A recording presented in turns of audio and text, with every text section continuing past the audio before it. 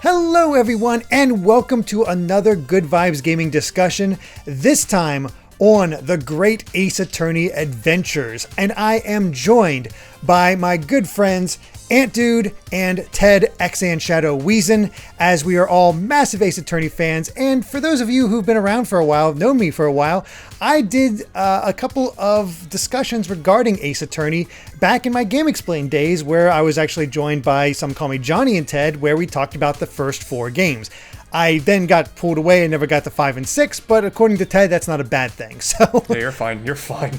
I do eventually want to play those, but we got new Ace Attorneys. We got Ace Attorneys that none of us have played before in the form of the Great Ace Attorney. At least I'm assuming so. Did either of you play a Japanese, like a fan translated version of either Great Attorney? I'm assuming the first Great Ace Attorney game at this point. Yeah, very, very little, but otherwise, like, just 20 minutes. Okay. No, I haven't. Hacking into a 3DS is, from what I've heard, kind of a pain in the butt. And on top of that, getting a translation to work for Great Ace Attorney specifically was apparently a huge hassle because of different things like involving like the font and stuff like that. Yeah. So, I mean, I probably would have done it one day just to have played the game. Because I never expected that we were going to get this in English ever. I had crossed that dream out of my mind. I thought it was never, ever, ever going to happen. So seeing that the games are real is still somewhat like bizarre to me, knowing that I have this game and it exists. I gotta say, before we get into anything, and fair warning on all this, hopefully you've beaten the game yourself, because we're going to go into full spoilers. We're not really holding anything back. This is pretty much taking over a traditional review for me. I'm so far out. This game is these are big games. So we're just going to go all out with everything we think in the first game. We're probably going to go in chronological order. We're not going to really jump around a lot. But I really have to commend the translation of this game. It is fantastic. Like oh yes, the balancing act that they have to pull off is amazing. Yeah. I'm almost surprised that they didn't really translate much of anything. Like, Ryunosuke Naruhodo is his name. I forget what Phoenix's first name is in Japan, but it's Naruhodo there too, and they could have translated it. It's similar to Ryunosuke. I forget what it is. It might be Ryuchi. Hold on. I mean, that sounds right. But I mean, having that, Suzato Mikotoba, like, all these names are like super Like, one of the issues, since you didn't play Dual Destinies, that became a meme, was that there just happened to be a bunch of yokai in, like, California. No. I don't know if you've ever seen the comic on, like, the Eat Your Hamburgers Apollo when he's trying to eat sushi. That's what that's all about. So the fact that they stick to the old Japanese stuff and they don't really mess with it at all, it's so good. I mean, Ace Attorney is known for, like, its pun names and stuff like that, and that was always an attempt to try to bring the verbal humor that they had in the Japanese version to the West. And then they just kind of decided, oh, well, then we'll just make it in America. And then they just decided never to change that, even when stuff stopped making sense. Like in AA4, when you go to this noodle stand that they say that Maya liked to go to all the time, and you're like, wait, what? Because in our version she eats hamburgers, but in Japanese she eats ramen. And just like, oh, well, that joke just doesn't work here anymore. And yeah, that was the main reason why I just thought, oh, they're not going to bother, because, like, one, it's a huge translation job, and two, it just doesn't make sense with the Western games. But I think that they made the right call in just keeping everything Japanese and translating it as if the other games didn't establish the weird Japanifornia timeline. Yeah. I mean, you could go old histories, like, man, they combined so well when America was, like, it just influenced America, and that's how it all went. Is that eventually Ryunosuke's descendant moved to California, and there you go, you're good to go. Yeah, that's basically like the only explanation that they have. Really. It's fun though, and it's great. They still have some of the wordplay, not as much because of the way certain characters are handled, but certainly in this first chapter, which took me a while to even realize some of them because of the... So what I had found out is, like, I went back and looked at all the names because I went through the whole game, and I'm like, I don't remember, like, much wordplay, like, at all compared to the other ones. And apparently, like, all of the characters in these games are just based off of characters from the actual Sherlock Holmes books. Mm-hmm. Yes. Which is, that's just really cool. And there are some references. I'm a little bit into the second game, and that continues even stronger. And it's cool. Like, it's a very different... I just kind of, I mean, we'll get to all the different details, but having known nothing going into it, I just expected it to be, oh, it's the same Ace Attorney you know and love, but in a different setting. And that's really not the case, actually, which was surprising. I don't know a lot about Sherlock Holmes. I've watched, like, a little bit of the BBC Sherlock, and I saw one of the Robert Downey Jr. movies, and that's basically it. So a lot of the Sherlock stuff did go over. Oh, I'm sorry, Herlock Holmes. Who's I love him, but we'll get to that later, I assume. Yes. But yeah, like, it is somewhat kind of a shame being a Westerner, because a lot of the Japanese stuff in the first chapter does go straight over my head. For example, I had a friend of mine, Catherine, look this up, but Ouchie, or Pain, is the English name for the family. He has, like, a little Japanese fan with a kanji on it. And we can't read that because we're not Japanese, but the symbol that's on his fan means something like punishment or guilty, which is just, like, hilarious to me that this guy's in court waving this fan at someone with that. And it's just, I don't know, I found that really funny. I mean, still, what a great idea to take... the Payne family and have their ancestors be Ouchie. That's Ouchie clan. So good. Yeah, that's so what their good. name is in Japanese. Oh, is is it? Is it? Ouchie. Oh, yeah. I didn't know that. I had no That's idea. really I cool. thought that was just a translation thing where they just took advantage of it. His name is their name is actually Ouchie. That's so good. In Japanese. It is great. Yes, I love it. Yeah.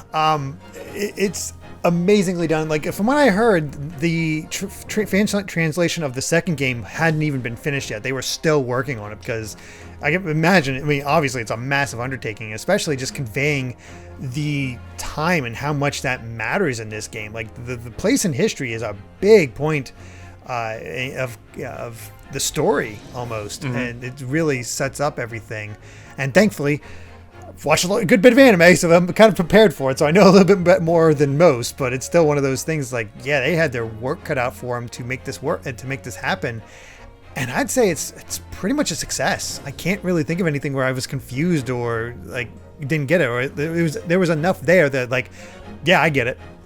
There were a couple characters who, because most of the game takes place in Europe, and they give different accents to different characters, and some of the words that they use, I know from the country they're supposed to be from. Yeah. But some of the words, I had no idea what they meant. I just had to take context clues to know what word they meant, because they just speak in their own little Cockney language. Like Gina, we'll talk about. She speaks, I think, I don't even know exactly what nationality she speaks from. I think it's just supposed like to be like, Scottish "Oi, or something? governor, top of the morning." No, Yeah. that's top of the morning is Irish. that's McGilded. Yeah, that's somebody else. McGilded. She's like trying to be like, Artful Dodger in Oliver Twist kind of. Right. Yeah.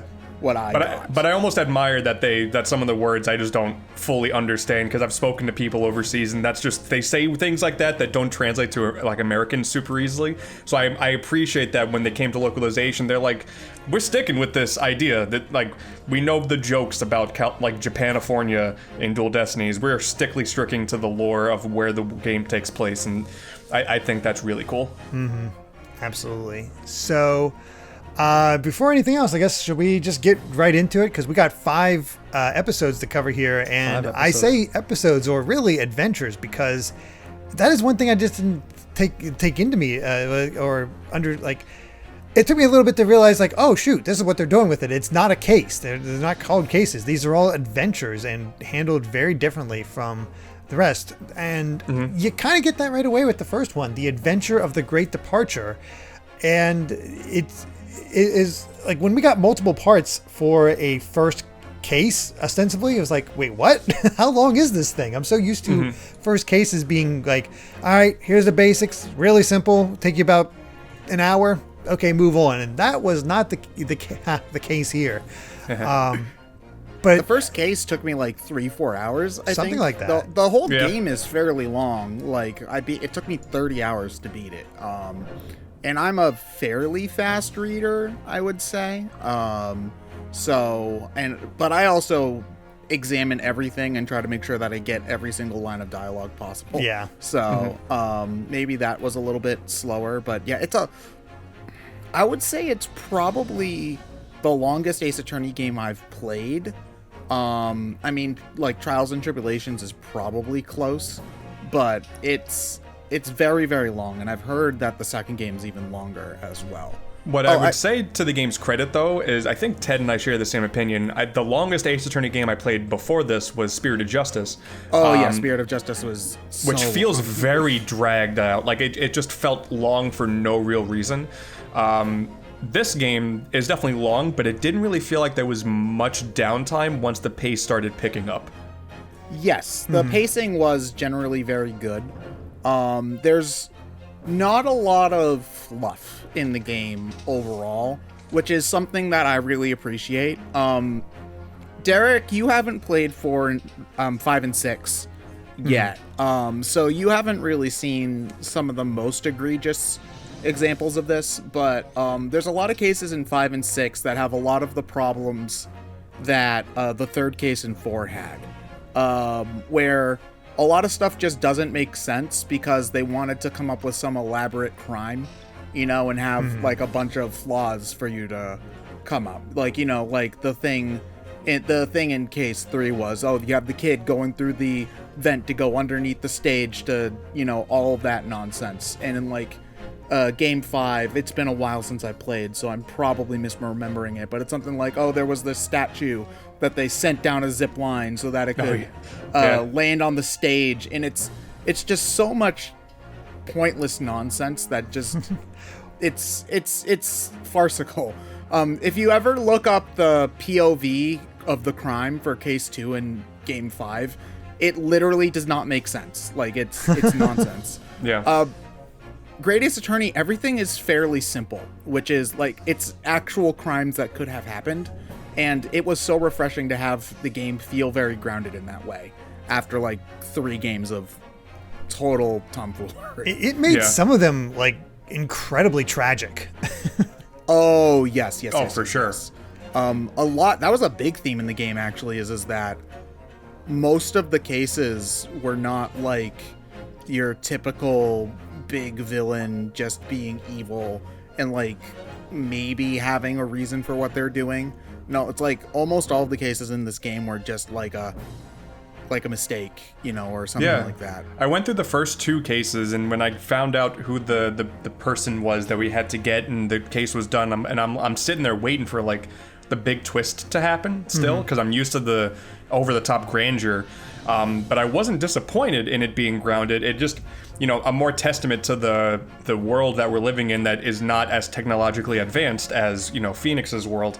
Things just felt, way more grounded is a way to put it. There's like no fingerprints. There's no looking up the specific markings of bullets. There's nothing like that. It's just things are happening. Some people get hurt. It's not even all about death. Which I don't remember another case where there's no death in the series. The third case in Trials and Tribulations starts off as just a theft, but then somebody just dies anyway for the second half. That's right. So. Yeah. And that's just not a thing here. And we're on the first case now, but the second case, the person who did the deed, I was like, oh, okay. I didn't like feel anger or anything. I'm like, that's just what happened. Okay. Yeah, it's just sort of like the big thing I came across was it was just sort of tragic, but we will get there because I do think it has a great hook to begin with, where Ryunosuke is not a lawyer at all. He is just sort of a regular college student. I think he has he's going for an English degree. The poor soul. Maybe a little bit more useful for him. But and you find out, you're the one on trial. That's new. A little bit, especially the fact you have to defend yourself. Because you were going to have your friend, your very close friend and human wind machine Kazuma defend you, because he's he's the big time lawyer. He is like strong and upstanding and going to do this whole thing and is going to go to Britain as an exchange program for their lawyers. But he's talked into it by Professor Mikitoba that, hey, Ryunosuke, you should probably try to defend yourself, because this could really screw up Kazuma. Just have him sort of advise you if you lose. So I liked that sort of hook for it. It made sense, and it's really sold. Like, I don't know about you two, but I got really attached to Ryunosuke just because of his animations. The eye twitches, Yes. and my favorite animation of the entire thing is him going to slam down on the desk and not having any sound come out. It's like, wait, what? And then immediately reflect. It is the best animation in the entire game. That, and when he gets blown back from like a very strong reaction and slams his back against the wall, when he slaps his cheeks to get ready for a big moment. Yeah. Ryunosuke is great. It's some of the most accurate depictions of anxiety that I've ever seen in a game too. And it's like, it's played slightly for laughs, but it's also like surprisingly accurate, where he's just like, I know the answer, but I just can't say it. And it's like, dude, why does this game have to be like that? But that's another thing that I really like too, is that Ryunosuke is very similar to Phoenix in a lot of ways, but he's much more, definitely at the start, much more anxious in general. Like, he's freaking the heck out the entire time. Mm-hmm. And you see his confidence slowly build as the game goes, which is also really, really cool. Mm-hmm. But he's also a lot more bold than Phoenix is in general, which I also really liked. That, you know, we expect these characters to be the same, but they aren't. Like, they're close, but they're not exact, which I think is a harder thing to do than a lot of people might think it is. A lot of, like, how Phoenix was developed was typically just with the world and the characters around him is how he himself developed, and sort of looking at that dynamic when we talk about Ryunosuke and Susato, they are a lot less jokey and kooky than Phoenix and Maya, especially Susato, who, like, again, in the later cases, a very, like, straight-laced person. Ryunosuke, it tends to be more very straight-laced because the situations that they're in are a lot more straight-laced, so they have to come with different strengths in terms of how they handle situations. And yeah, over time, Ryunosuke really, and again, once you get to the second game, just a great character. And Kazuma, not only is he a win machine, dude, his theme song, so good. Dude. Oh my god. It might be my favorite song in the game, although I really, really love the Summation Examination song. Yes. Mm-hmm. Like, that one's, it's a tie between those two for me. The entire soundtrack is really freaking good. Like, it has a different feel to it. And a lot of times when I was playing, Amy would be listening just off somewhere else and hear the music, and she could swear it was almost a Professor Layton game, just the way the music's handled, which I get. It's English, it's old English. It's like, yeah, that makes sense. Mm-hmm. I feel like a lot of it isn't as catchy as a lot of the like, especially 1 through 3 music is. Yeah, but it does definitely the Pursuit theme is not as, like, punchy. No, it's one of the weaker ones, but I will say it nails atmosphere. Mm-hmm. It absolutely sells the atmosphere of the world really, really well. Mm-hmm. Absolutely. And you get this wonderful dynamic, and I'll be honest, I wasn't sure how to feel about Kazuma at first, because I interpreted you taking over and not trusting in him to represent you as the start of a rivalry almost. I'm like, oof, is his trust been so harmed by this that, like, Ryunosuke was like, even though he's trying to protect him and he kind of understands it, he's also like, I know I'm a good lawyer, you know I'm a good lawyer, but you still didn't trust me that I could defend myself and win this thing. And I was wondering if that was the route they were going to take as the game went on. And we'll get to what actually happens, but that does not happen. And I found this interesting, like, nice bond, but also, like, this sort of, I don't know, maybe darkness to Kazuma that I was caught off guard by. Yeah.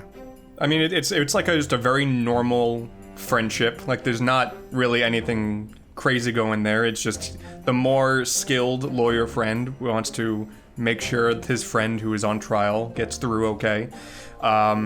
there are some things about Kazuma that there's clearly a lot to dive into. Not There's everything so in much the first sequel game. bait. There's so much sequel bait involving him.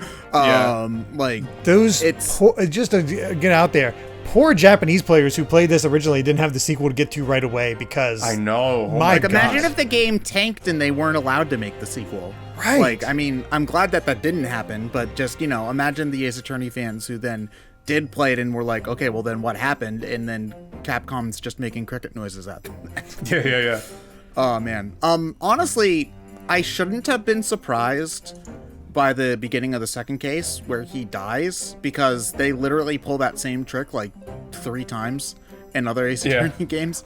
Like the first game, but it still caught me off guard. It still caught me off guard, even though like Ace Attorney 1 literally starts the same way as well, where it's just like, Mia, she's really interesting. There's some extra stuff to her. I want to get to know her more. She's dead.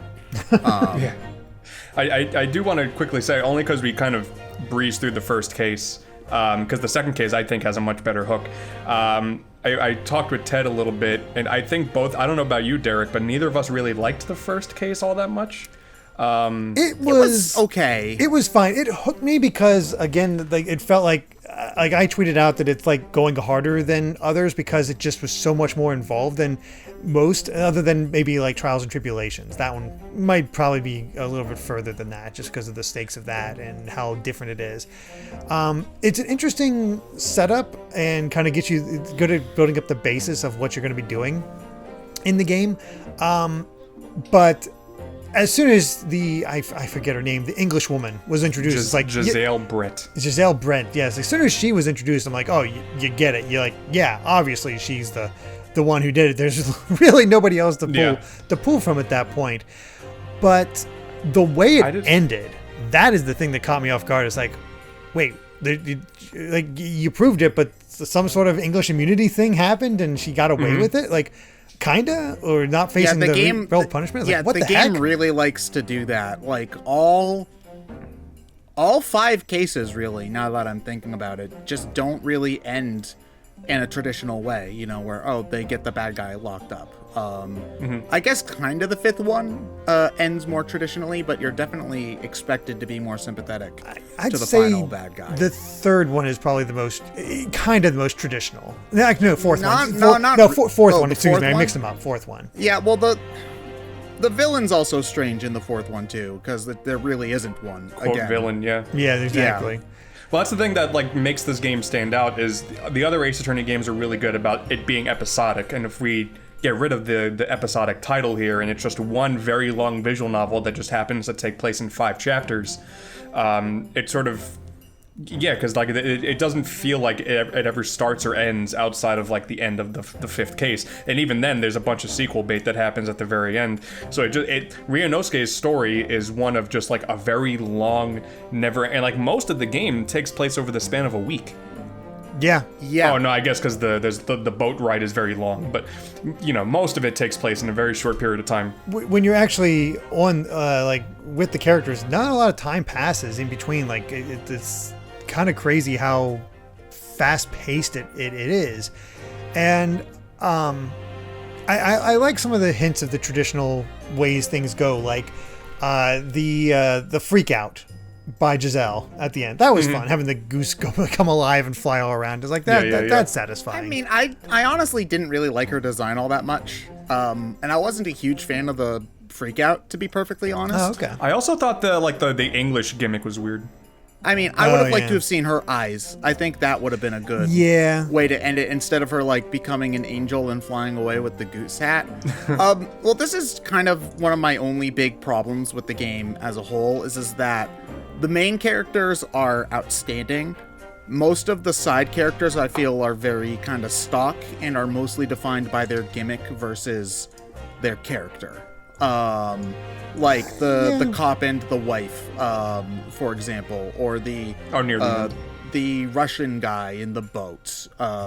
You know, the defendant in case 4, you know, who's just like, oh, he screams and does poses and stuff like that. So the thing that makes me appreciate it is because the characters are also typically more grounded and not as wacky as some of the characters in typical Phoenix Wright stuff. But the world itself ends up being the most interesting part about it.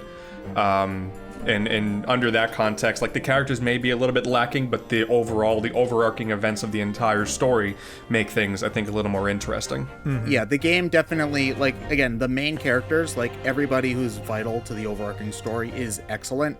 It's mostly just the side people that I didn't really get a lot out of, and that includes the Giselle. I just didn't get anything from her. She was just very standard. I think she's probably the most standard bad guy in the game, which I suppose makes sense. It's the first case. But I would almost argue that's sort of where Ace Attorney might be at its best, because when I think about Trials and Tribulations and Investigations 2, which I think are the best in the series, it's not like the characters really necessarily played a big part in why they're my favorite. It's that they managed to make like a whole game, like every single case, matter to one big overarching plot with a very satisfying conclusion. So the wacky characters are just sort of like a means to an end.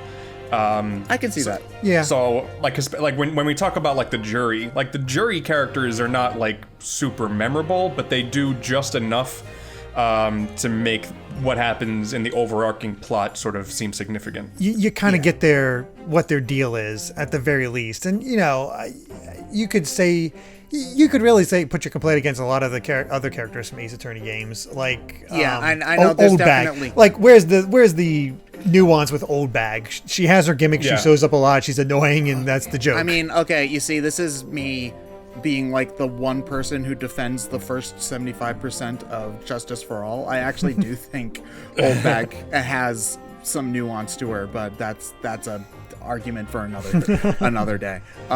Justice for All is the best game in the series. Fight me IRL. Anyway, Interesting.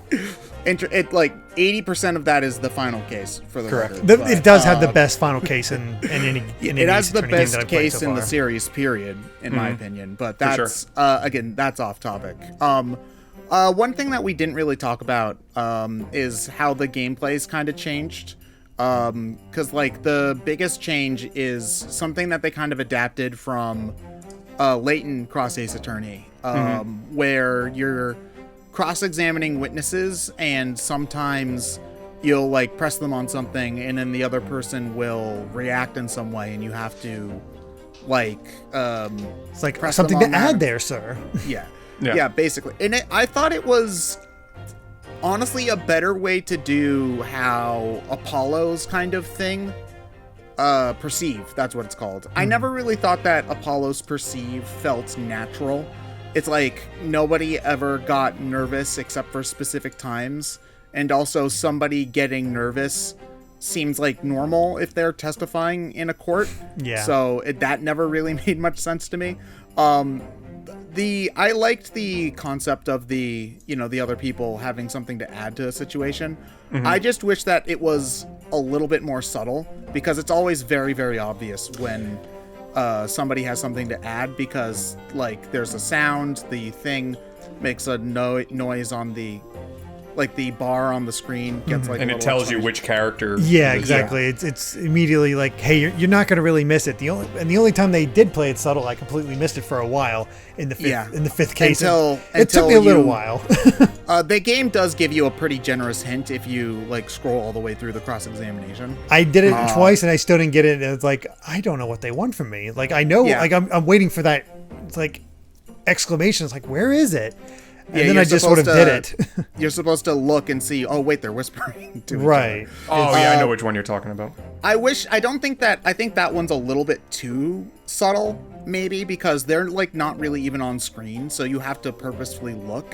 I just wish that you like maybe had to look for a change for one of the people maybe next to them, and maybe, you can notice it, but the game didn't have to shout it at you. I think it keeps things moving. Otherwise, you'd be constantly like, "Here's a statement. Look at the person." Yeah. So like, here's the problem: is like I've seen people say, "Oh, the game is too easy," And because like the cross-examination bits are often like very, very blatant with what you need to do. But I think when it comes to an Ace Attorney game, you walk a fine line with difficulty, because if you get stuck in a visual novel, it is not fun. Mm-mm. It's not fun to try to solve it if you know what it is but don't know how to put the pieces together. Like, that's not fun. Yes. Like the enjoyable part being, here's the 6-statement testimony, figure out which piece goes to where. That's still there, and that's still satisfying in my opinion to figure out. But I did see people say the summation part is usually pretty easy, as well as spotting what some of the other like people on the bench would say. Mm-hmm. But I don't know, I feel like if they made that obnoxiously and obviously difficult, then it would take away from the game, because you don't want that to be difficult. But I like the one case where you have to actually actively see. It's the only time in the game where they aren't blatant about, hey, it's this character said a thing. Yeah, if they oddly enough, if they had done it more, you would be more tuned to look for it. Mm-hmm. And so it wouldn't be that out of place there. You're definitely right, because if I remember correctly, it's been a while since I played the older games. I feel like Justice for All and Ace Attorney 4 were the worst about that, where sometimes like you would just have to like really, really stretch to try to find which specific piece of evidence on which specific person you needed to do. Yeah. And it crossed the line from being figuring out the mystery yourself to, okay, I just need to look up a guide because I can't figure it out.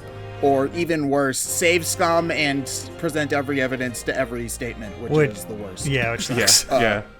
It's another benefit to this game's world, by the way, is like, once again, since you're not dealing with any crazy science or anything of the sort, everything is so grounded. So when it comes to the gameplay mechanic of figuring out what works and what doesn't, there's no weird strings that are being pulled. Like, a lot of the things are just very blatant. Like, we talk about the second case and the speckled band, and it's like, oh, okay, that's a pretty... Like, it's very obvious what they're going for, as long as, like, if you're willing to go through the steps to figure it out. It's not some crazy, like, oh, we got the science to turn the light off at the specific time and then a little robot thing. Like, it's nothing ridiculous. Everything is very grounded and makes sense, which is very important. The thing I appreciate is that if you think about the crime from the perpetrator's point of view, it's all like something that could actually happen. So, like, in the second case... Oh, her cat went into the other room. She tried to dangle the toy out so he would come back, and it didn't work. She went into the room, wanted to talk to him. He said, oh, let me talk to someone. She got scared and pushed him. Like, that's a perfectly reasonable line of events. Yeah, that it all is. Makes sense. And you understand why she hit it. It threw me for a loop that it was an investigation-only episode. Like, how are they going to put a trial on this? I did not expect that at all. I was that sadly I already knew. That part was spoiled for me, but I didn't know how it was gonna play out. But yeah, it was like, it's the only case in the series. I mean, I haven't beaten the second game yet, but it's just an investigation. Actually, investigations and investigations 2 aren't only investigation. True. I've not played those, so I didn't know. So they are mostly investigations, but you have sometimes you investigate in a court. Yeah, that is also true. But they basically have segments where you're just arguing with people, and they're structured exactly like cross-examinations. Okay. Yeah. But yeah, it caught me off guard, because they kept saying, like, when we get to land, it's like, all right, we're going to do a bunch of investigation, and then we're going to have a court at the stopover and move on. I thought that's how it was going to go, but no, it just stayed investigation only. And as you put down the series of events, Ted, that's the thing that got me for this one. It made me feel so bad, is that it felt like Kazuma's death was so pointless. It wasn't even like tied to anything like Mia's. It was just like, no, an accident happened and he's dead. Yeah, that makes it almost more tragic. It really does. It really is, yeah.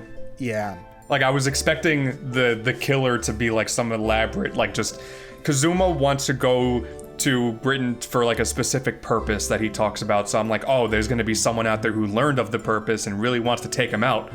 No, because the death just sort of happens, and it was so weird. Like, when I finished up that case and I got I forget her name, but when I found out she was the one and I got that done with, I was like, oh, and I didn't feel bad that I didn't, like, I thought I would be disappointed by not like really hating who killed Kazuma, but I was just more so surprised, like, oh, you pulled it off. you pulled off this story detail in like a way that makes sense to get Ryunosuke the push to become a lawyer. Yeah, this it really worked. It made sense, and yeah, I liked Nikolina Pavlova. Yeah, she was a very sweet girl. Like you kind of, and you saw how everybody was so protective of her. By the way, I love the name Biff Stroganoff. Biff Stroganoff, yeah. I kept on expecting them to introduce a new character, and that would be the bad guy. Yeah, I thought Biff would have somehow. Yes, I did think Biff, because again, it was titled The Speckled Band, and he has a snake around his head. I'm like, well, it's Biff. Biff did all this. Yeah. Yeah. Nope. No. Yeah. Also, because they introduced him in this case, can we talk about how Sherlock Holmes is the only version of Sherlock Holmes who is not someone I want to punch in the face? Although I do sometimes kind of want to punch Holmes in the face, but in an endearing way.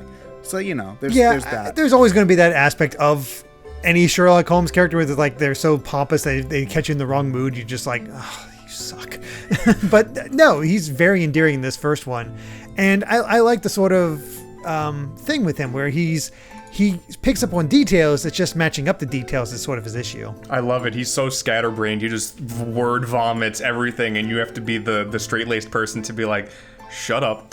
Let's figure this out. Like the logic and reasoning spectaculars, I think they're called. Yes, I believe so. He calls it he talks about how he wants to do this dance of deduction with Ryunosuke, and how he looks so much better with those shackles on, and how Ryunosuke thinks he looks quite stunning in women's clothes. They're so gay. Like, I thought that Edgeworth and Phoenix were like about as stereotypically like as much of a ship that you could get in a game, but I was proven wrong. Like this game really wants to ship those two. I'd say only in case 2 do they get really shipped, because I felt like as soon as case 3 and beyond happened with Susato, that's when I was like, all right, is it? I don't know yet, but is it going to be revealed that Susato's like, also an ancestor of Phoenix? Because it really feels like they're pushing that hard. I didn't really get that. I thought that she, like, I really liked Susato for a lot of different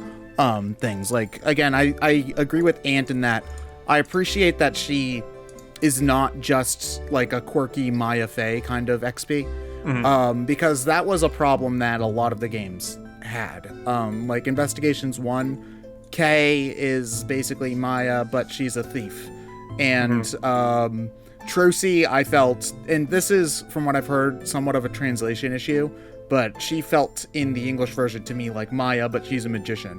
Yeah. Emma in Rise from the Ashes kind of feels a little bit like Maya, but a scientist, but she also kind of has deeper layers to her. And Athena, too, sadly, kind of feels that way. But again, later cases do flesh her out a little bit. But Susato, like, no holds barred, is just her own character. But she's still endearing in a lot of ways. Like, I actually laughed out loud when she, like, sumo threw you. The Susato takedown. The Susato takedown. I love it. Like, this girl is 16 years old and, like, half Ryunosuke's height, and she just, like, chucks him out of nowhere, and he flies halfway across the room upside down. Well, you see her in that pose, and it's like, oh, God, I'm about to go flying. Like, he just... that's another thing, too, by the way. The visual novel spots in this game are a lot more dynamic visually than any of the other games prior. I can't even tell, I don't even remember if other Phoenix Wright games had 2 characters on screen at the same time. I don't remember if that was a thing on the 3DS ones. Maybe briefly in not Trials and Tribulations, God. Briefly in 5 and 6, they sometimes I don't recall. Because I think there were some points where Apollo and Athena would both be on screen, but like they didn't face each other or anything. They no, just, like the characters face each other here, and not only that, sometimes they'll face the background because there'll be something going on in the background, and that level of like adding a proper third dimension to the world and the characters. It was just really cool. I was surprised like the whole time, just making sure your eyes are more visually engaged like at all times. I mean, Herlock, like hiding in various corners of the room. Yeah, I loved whenever you were investigating and you just and he would just show up. You scrolled the screen and then he's like reading a book or he's looking at a thing or he's like hanging on the wall and I'm like, dude, what the hell are you doing? Get down. Amazing. Get down from there. You're gonna get hurt. I love him so much. He's great. But yeah, like every Phoenix Wright game tends to have like a gimmick thing, and one of them is like the logic and reasoning spectacular, the dance of deduction, and I think all those segments are like really, really cool. Yeah, as you mentioned before, they're not difficult, but figuring out exactly how it all fit together, that was always kind of fun because you never quite knew exactly. Unlike cases, like you don't figure it all out completely. It's just like, okay, what details did he miss and how does it all match up? And then it kind of unravels. Like you see that detail. I saw a lot of people mention on Twitter that they present something and because they hadn't inspected it yet, it didn't count. They do that a lot. You really have to investigate everything before you present it because of what they want. And this was a good sort of primer for that. And I just had fun with it. I liked how it all went different. It did have I did have a thought was like, well, I'm glad Ryunosuke is having fun dancing around with Herlock when his best friend just died. That's a bit of a tonal dissonance there. But, we'll go with it. There is definitely, like, it's not as strong of a death emotionally. Like, Ryunosuke does kind of accept it, like, relatively quickly. I mean, again, I haven't beaten the second game. I imagine there's more details to that. And that part was weird. Like, just the almost practically dancing around his chalk outline. Almost, I think, just like one room over, which is very strange. But hey, he has a new friend now. He's friendship ended with Kazuma. Herlock is now my best friend. Exactly. It actually, thinking about it right now, one thing that I really liked about the deduction parts is that it reminds me a lot of Investigations. I really felt disappointed that they never brought the investigation aspects of the investigation stages and made those elements added to AA 5 and 6. Because that was like the best part of Investigations, obviously, where you walked around the room, you could see the room from different angles. You had to like actually look at things and like literally really investigate, as opposed to just click on everything until nothing will let's say anything new, and then okay, that will give Gumshoe another dialogue option now. And the deduction reminded me of that because you got to actually see the room in 3 dimensions, which, like Ant said, makes the room feel more real. Like I remember in the 4th case where you're in the room and you're trying to figure out why they were fighting, and you turn the camera around and then you see like the picture that's cracked, and it's just like, oh, that's really cool. Because you literally get a new angle on things, and it's a small thing, but these things really do make the areas feel lived in versus just a picture that you click on until you see check marks everywhere. It's a little weird to say this, but I did have the tiniest of gasps when I saw Ryunosuke lift his arms and show them in chains, because you don't see any of your character when you're in those investigation portions. It's just that was cool. It's like, oh hey, we actually are in his perspective, and that made the whole takedown when he flips upside down hit that much harder. It's like, oh okay, I see. Like, that's cool. Like you actually are, like you always knew, but it enforced it a lot more. And I think this is where it's like, it felt so different because, again, we had this longer first case, and then the second case was just investigation with its own sort of tragedy, just sort of setting up, basically getting Ryunosuke to the lawyer status, and then setting up Susato's character, which I think it did a very good job for both. I think so too, and it didn't feel like a forced idea to just do something different for the sake of it in having an investigation-only case. It's like, the idea is travel is not as advanced back in the day as it was. This boat trip is going to take, I don't know, it's like 50 days or whatever. Yeah. There's no courts. It's not, we're going to like, oh, this boat just happens to have a courtroom and it's like bottom floor. Like, no, they contextualized it perfectly, how he lost his life on the boat. You have to figure it out on your own. And then that's when you take the mantle and you study law for the remainder of time you're on the boat. Like, I was worried because I knew beforehand that it was an investigation-only case. I was like, oh, maybe maybe the writer's just trying to be different for the sake of it, but that's not the case. It was handled really well done. I think Ryunosuke is just trying to beat Maya for his number of murder counts put against him. Like, that's just my fan theory going on. He's doing all right for just one game at the moment, but he's got like another 5 to go. So we'll see if he manages to keep up with that record. We'll check back in after the second game. He doesn't have as much time, but he could get pure volume.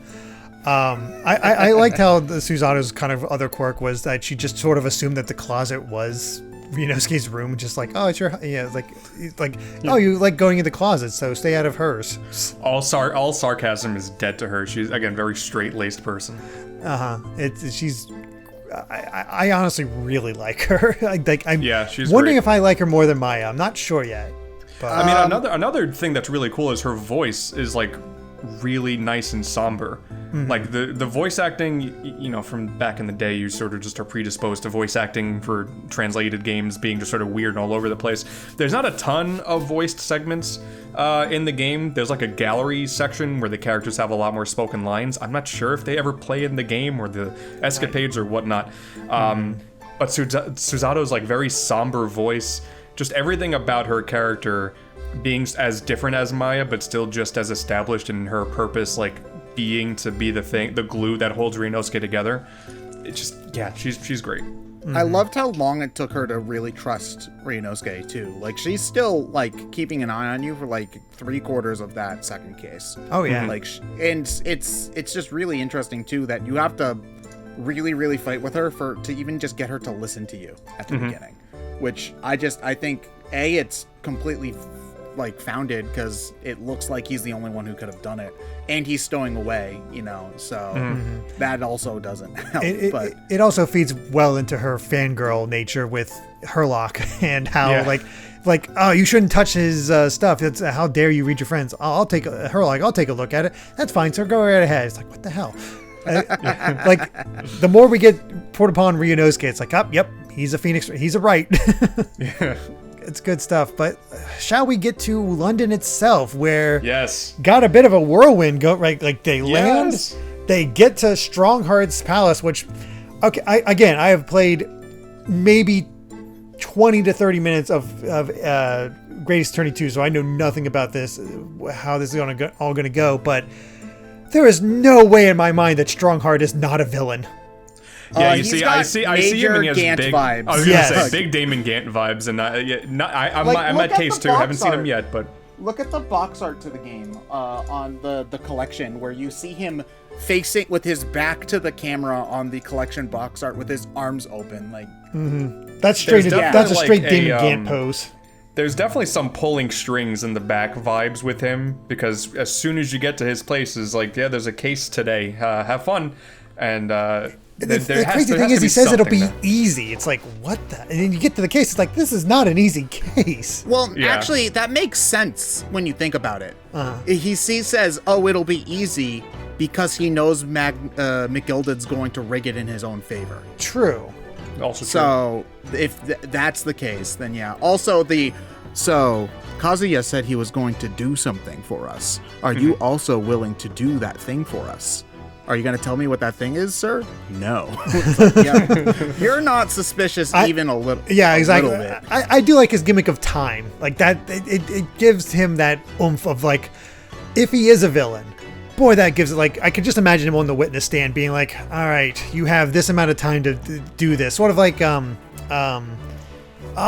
on his name, how it would only take 5 minutes to beat the case in Karma? Karma, yeah. Oh, Von Karma, yeah. Yeah, very much like Von Karma. Is like 5 minutes, and then you go beyond that. It's like, he's definitely got the intimidation now. Factor almost on par with Von Karma, because I don't think any prosecutor in the series has ever been as actually scary as Von Karma was in the first game. Where like you face him and you just feel completely helpless. Well, you also had that voice from him. It's very booming voice. Exactly.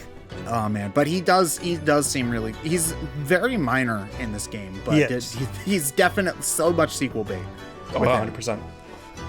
But yeah, I honestly, if I had to pick, I think Case 3 might actually be my favorite. Yeah, it's definitely my favorite. Yeah, I'd agree with that. It definitely feels like it has the most stakes and feels like the most traditional, but also just you don't know where it's going, or how it all fits together, and to later learn you're basically working with false evidence. It does kind of hit you as like you're always the upstanding one. You're always working with the right evidence. It's always the prosecution pulling those tricks, and now you're the one using those tricks unknowingly, but you are using those tricks in order to get that verdict. Well, and again, genius thing, by the way. Like, this is another one of the cases. It's like, it's just a trial. There's like no investigations bit, but the crime happened to take place in a moving vehicle, so you still get to do a bit of investigation during the trial. And it's like, again, all these different changes to the story that makes sense, and not just doing something different for the sake of it. It is a. Yeah, Ready to talk about this case for a half hour. This case was so good. It was so weird to me playing the game and looking at the car, and I investigated the car as soon as it got it added into evidence, and I looked at it and it seemed pretty run of the mill. I was actually surprised at how little there was to see. It was like basically like as it were. And then after the smoke bombs, I go back and I'm like, was that blood on the floor there before? Yeah. I completely forgot about the blood, but what I noticed was that there was a bunch of junk under the seat, and then all of a sudden it was gone. I was like, wait, what the heck? See, I didn't notice that, and that's so cool that the game like rewards you for actually paying attention. Yeah, well, so here's the thing. Like, I had played that case over the course of a couple of days, so like, I knew that there was something weird about the stuff in the drawer because I remember them talking about it, but I had just looked and saw there was nothing in there, so I chose like, no, I didn't see anything in that because like that's just what I thought it was like. I just looked in there. What does the game say if you say you did see stuff in there? I think it's so basically you think it's like, so you noticed and like, interesting that you're trying to harm your own trial type thing. It's like it's it always kind of throws off Van Zeeks when he's like, when you're actually working with him and not trying to just straight up get McGilded off. Yeah. Oh man.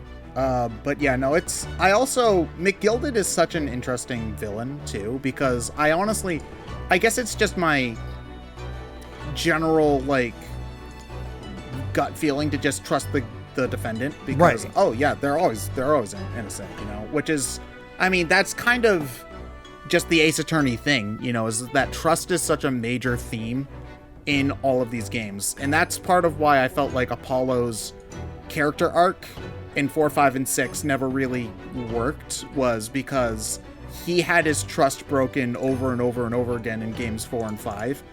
And in 6 too, honestly.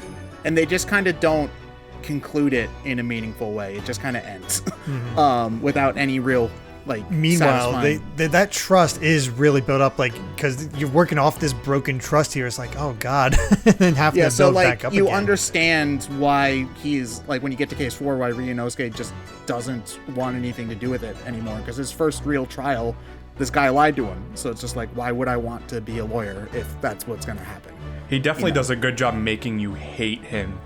You know, oh yeah, he's just a big old pompous millionaire in a time where money is like they only get a few cents a person, you know, and this guy's just sitting on I forget what they're called. I think guineas. Guineas, like, here, have 100 guineas. It's like, what? They're just like tossing them out, and then when the case clicks and you realize that McGilded's just like screwing you over this whole time and knows that he's gonna get away with it anyway, like, oh, what a good villain.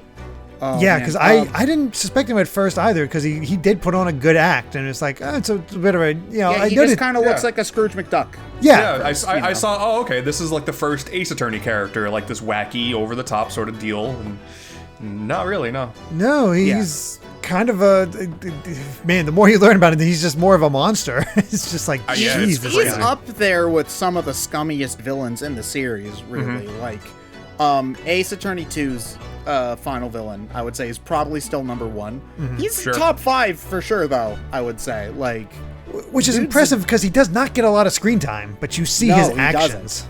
Yeah, and it reverberates through the next 2 cases even too.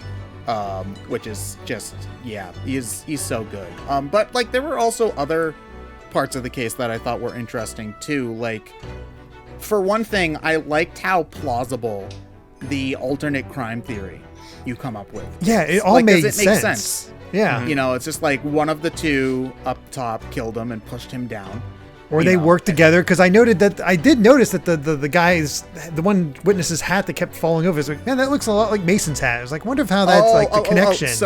So if you press on a specific statement and you do a one of the other guys will like make a comment about it, you'll find out that the victim that guy actually did make the victim's hat, and you get an achievement for it. I think I did nice. get that. Yeah. Yeah, which is really funny. I want to get all the achievements, but I missed the one in case 5, and I'm annoyed because it's question marked out, so I have to look it up online. Yeah, that's a minor thing. Minor thing, by the way. Just a little inside joke for Ace Attorney. I found out that I don't think the stepladder debate is in this game, but I went through the achievements, which, by the way, probably shouldn't. There's a few spoilers in there. Yeah, I've not looked too closely. The discrepancy at some point, I think, is like a shovel versus a spade. They do bring up the step ladders because there is a normal ladder in their office. I missed it. And if you examine it, they're like, there's a few of them. Ladder. Once you beat the second game, you can go through the spoilers and see, and like, yeah, there's a few of that those little inside jokes in there. Nice. Yeah. But also, this case gave us Baron von Zieks, the new prosecutor. He's interesting. He's straight up Dracula, which I appreciated as a Castlevania fan. So I was worried about the idea of a one-off sort of new prosecutor, only because Ted and I played 5 and 6 with not the greatest prosecutors in the world. I like Simon. Simon's like Simon's okay. Do you even remember the name? There's not a lot of redeeming aspects in 5. Simon is one of them. Do you even remember the name of the guy in the 6th game? Oh God, no! Because he's like the worst character in the series. So I was a little bit worried about a vampire-looking dude being the prosecutor, but there's such an ominous vibe to him, and everyone is scared of him. Oh, they call him the Reaper, and how he always gets what he wants, Reaper even of if the he Old fails. Bay. Yeah, Yes. great. He does like the Dracula throwing the wine glass. He takes his whole foot and stomps it on the table when he's super serious, when he rips off his cape. Like, there's an imposing vibe about him. But there's, at least not in the first game, there's never like a moment like the Phoenix Wright games where you go into his deep and tragic backstory and you gotta figure out why he became a prosecutor. At least not in the first game. It's just, he's just there to be the guy. They to have stamp a out crime. hint. There is a hint of something, because he does say about another Japanese person who ruined his trust. Because at first, when he says that in the 5th case, He's just like, I hate the Japanese, and I'm like, whoa. Yeah, exactly. Another Go thing, there? man. Like, the I game use is kind of racist. oddly racist. Not kinda, nothing. They're like these things continue on a little bit into the second game, and it's like he just straight up just doesn't like Japanese people. And they say there's apparently a reason for that, because like when you have that conversation after the end of the 5th case between Ryunosuke and Van Zieks, he mentions how he was sort of betrayed in the past by a Japanese person. Like I assumed he was talking about Ryunosuke because of what happened with the runaway room, the 3rd chapter. So I'm like, oh, he's talking about Ryunosuke. I was like, okay. And because he has such like everyone sort of kind of respects his character and how powerful he is, that even when you get to the jurors and they sort of are just on his side, there's so much of like, you can't trust the Nipponese, and it's like, what are we talking? Like, I can't believe this. There's I know that they went there. There's so much of just racism you in this. can't not bring it up when you're talking about like London in the Oh, sure. early 1900s. Oh, yeah, it makes sense. But it's just, I'm just surprised that they just went. Like, I mean, I'm glad that they went there, because it's, it's not something that you can really ignore, I think. Oh yeah, and there's a lot of racist characters in here. Like, when things go wrong, is I don't trust him. It's like really pointing at Ryunosuke. She's like, jeez. Yeah. I did also like, though, how he's antagonistic to Ryunosuke, but I also like how he doesn't give a flying crap about what the police have to say about it. Oh yeah. Like, he's like, I don't care that you're doing a secret investigation. I'm a prosecutor. I'm gonna get this guy in jail, so this is my job, and get out of the way. To the point where he will stand up for you if he thinks that will just get the case to keep on going, versus like the cops who just kind of want stuff to be shush a lot of the time. I also like, he'll like, basically, if he doesn't get what he wants, he'll just straight up insult anybody. He'll insult the jurors, he'll insult the judge, I think, or just like, oh yeah, no, he talks bad about the judge, which that shocked me. I'll be honest, like, it was like weird to have a competent judge. Yeah. Oh yeah, no, the judge isn't like a drooling moron for once, which is weird. I mean, I love the judge. He's my favorite character in the series, but poor guy. He needs to go to bed, Grandpa. Yeah, but like I think it's after the first summation examination, which I do really like that new mechanic. He just says, "Okay, this is why the jury system sucks. It's because you morons can be convinced by this dumbass." Yeah, this you could be convinced by this dumbass Nipponese, and you have to go along with his flights of fancy.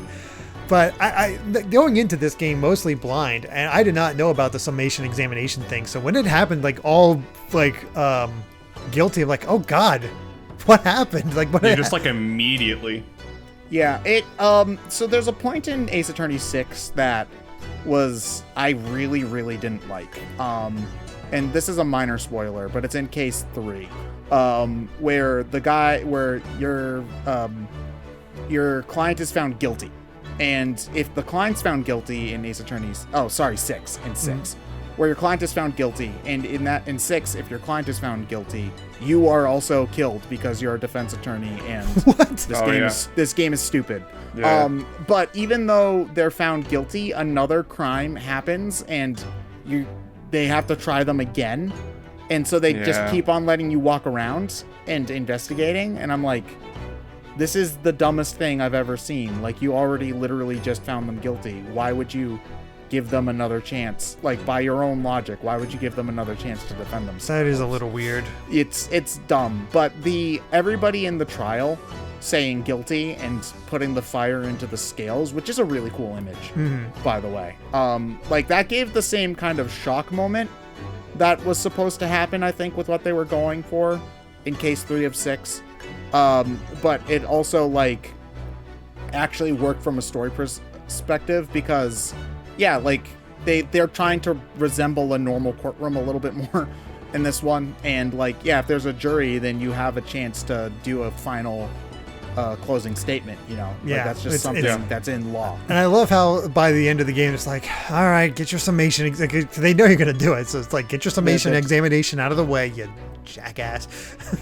Yeah, like there's so much in term, because a lot of that story element is like the Japanese and the English just do things differently. Whether or not you think they're better or worse, that's what these games are trying to figure out. There's a lot of tension between countries in this one, so that's why, like, Britain, because of Baron von Zieks being just so strong and adamant in his cases, the whole idea of having a lawyer fight back and like, no, the rules say I can do this, and they were like, I think they said that they haven't done a summation examination in a while, and you have this Japanese guy, this outsider, coming in and saying, we should actually follow the rules, and it's like it's such an interesting dynamic. Oh man, I never thought about it like that, but it's just like they don't want to cause an international incident. So like if Ryunosuke comes back and be like, yeah, they actually don't do their law the way they say they do. Yeah. Like that would have been bad. I mean, I love Susato in her book. Like, oh yeah. There's something very therapeutic about it. Just her pulling out the book and searching is like, yeah, you get him, Susato. And she'll speak up too. She is. I like her. She's feisty. Yeah, when she has a standoff with Baron von, oh, it's so cool. Van She's such Zieks a is cool like, character. hell yeah. Baron von Zieks is like one dial knob away from go make me a sandwich woman, and she just talks back to him. Isn't there's a part in the first game somewhere where like when they look at Susato and they're like, who let a woman in here? Yeah. Yeah, I think so. Dude, it's crazy. Yeah. Oh man. I don't know if you've noticed this and if you've played any of other Shu Takumi. He's the director and writer of a lot of the Ace Attorney games, and he actually came back to write this one. And one thing I noted that made it really, really clear that he was definitely writing this is that like they bring up how barbaric the death penalty is and that people are still getting it. And if you've played his other games, you know that he absolutely despises the death penalty, especially if you've played Ghost Trick, which is amazing. Go play Ghost Trick. Yeah, by the way. Boy, does that game need a port. Yes. Oh man, yes. But it was really nice to have him writing again. I don't think that he has written since 4 in the main series. after Apollo, he did Ghost Trick and then he did these two. Yes, I believe that's the case. And I always felt bad because 4 has a reputation for being the worst Ace Attorney game, but I feel like, I mean, it has a lot of problems on its own merits, don't get me wrong, but I feel like a lot of it was Capcom being like, but you should put Phoenix in it. And then he basically just had to change the story he wanted to tell, which was always disappointing to me about 4. Yeah, that is a shame. I got to say though, going through this case and seeing how it goes through, like, I actually, yeah, it was the jury. Is like, I like how a lot of the times, and this has more to do with Clouded Kokura, the 4th chapter. A lot of the times, like the things you have that raise questions with the jury actually end up not mattering much. It's just curious enough that they're willing to go along with it. Like, pardon me for skipping ahead, but in the 4th chapter, how like, oh, there was construction this way, so we couldn't have gone this way. And then you find out like, oh no, there's enough room for him to squeeze by. And it didn't matter. It's like, or how the one jury member like had the same code as the victim. It's like, could have been you that got knocked out and walked across. Wasn't the case, but it's one of those things, like those weird coincidences. Which, it's like when you talk about it as a story element like that, like it almost sounds like a crutch. Like they need something to push the story along. But I like the idea of the jury and the public opinion mattering because, yes, I mean, I don't know if this is a hot take or not. 9 times out of 10, people are dumb. And they kind of show that with this jury. People are just going to spout whatever comes to mind. Some people just don't even want to be there. Like the construction guy, like he doesn't even want to be there. And I think that dynamic is interesting enough when like you just have to push one person to say something just slightly different. And then like, oh, that doesn't match what this guy said. And I think the implementation of the public opinion is handled way better than like at the very end of Apollo. It's absolutely what Apollo Justice was like trying to get at, in that, oh, people have common sense, so even if there's no like legal thing that says, you know, that this happened, like people have a brain sometimes, and so like if it's obvious that the guy with the demon hand did it, then the guy with the demon hand did it. But it also, I do like that it goes the other way, in that you've got like the old guy who's just talking about how he lost something on the road, you know, or like the old lady who's just too busy knitting to even pay attention to the trial. And then one of the biggest twists for me, even though it's like such a minor thing, is Mr. Fairplay, one of the guys who's on the stands in this 3rd case, is then a juror in the 4th case. Yeah, and he never agrees with you. I don't think he goes not guilty until the very end. I think so. Because he has a grudge against you because you harassed him on the stand. Which makes sense, because he was innocent. So you try to pin the murder on him. So yeah, I get it. It was one of those. It just made me laugh how often the jury's own special interests tied into a lot of these cases. Like how, and they do like kind of highlighted by the 5th one. It's like, how do they pick these jurors? See, I theorize that's where was it Strongheart, I think was his name. Yeah. I think that probably has a say in things, especially the further I get into game 2. I'm like, oh yeah, they bring that up. What are we doing like here? Somebody specifically brings up, so the jurors are pulled from citizens in London, right? Yeah. Completely So random. why is a Russian tourist on the jury? Yeah. Exactly. And it's one of those things, and it just so happens to know the one thing you need to know in order to continue the case, which I might point Strongheart in the opposite direction, where he might be good. He just has a hard-ass personality. I don't know. I mean, that's part of why I'm really interested in playing too, is that there's so many loose ends tied up, and it's just like, to the point where like Ace Attorney is smarter than it looks a lot of the time, where usually if somebody is obviously evil, they're not always, there's more to them than that. So it's like, Strongheart being evil would probably end up being the twist for me, because they're setting him up to be so suspicious that my first guess is, okay, well then he's actually going to not be like as bad as we think, because that would be what we expect. But then what we expect is not what we expect, so what we expect being what happens is the twist. Don't you?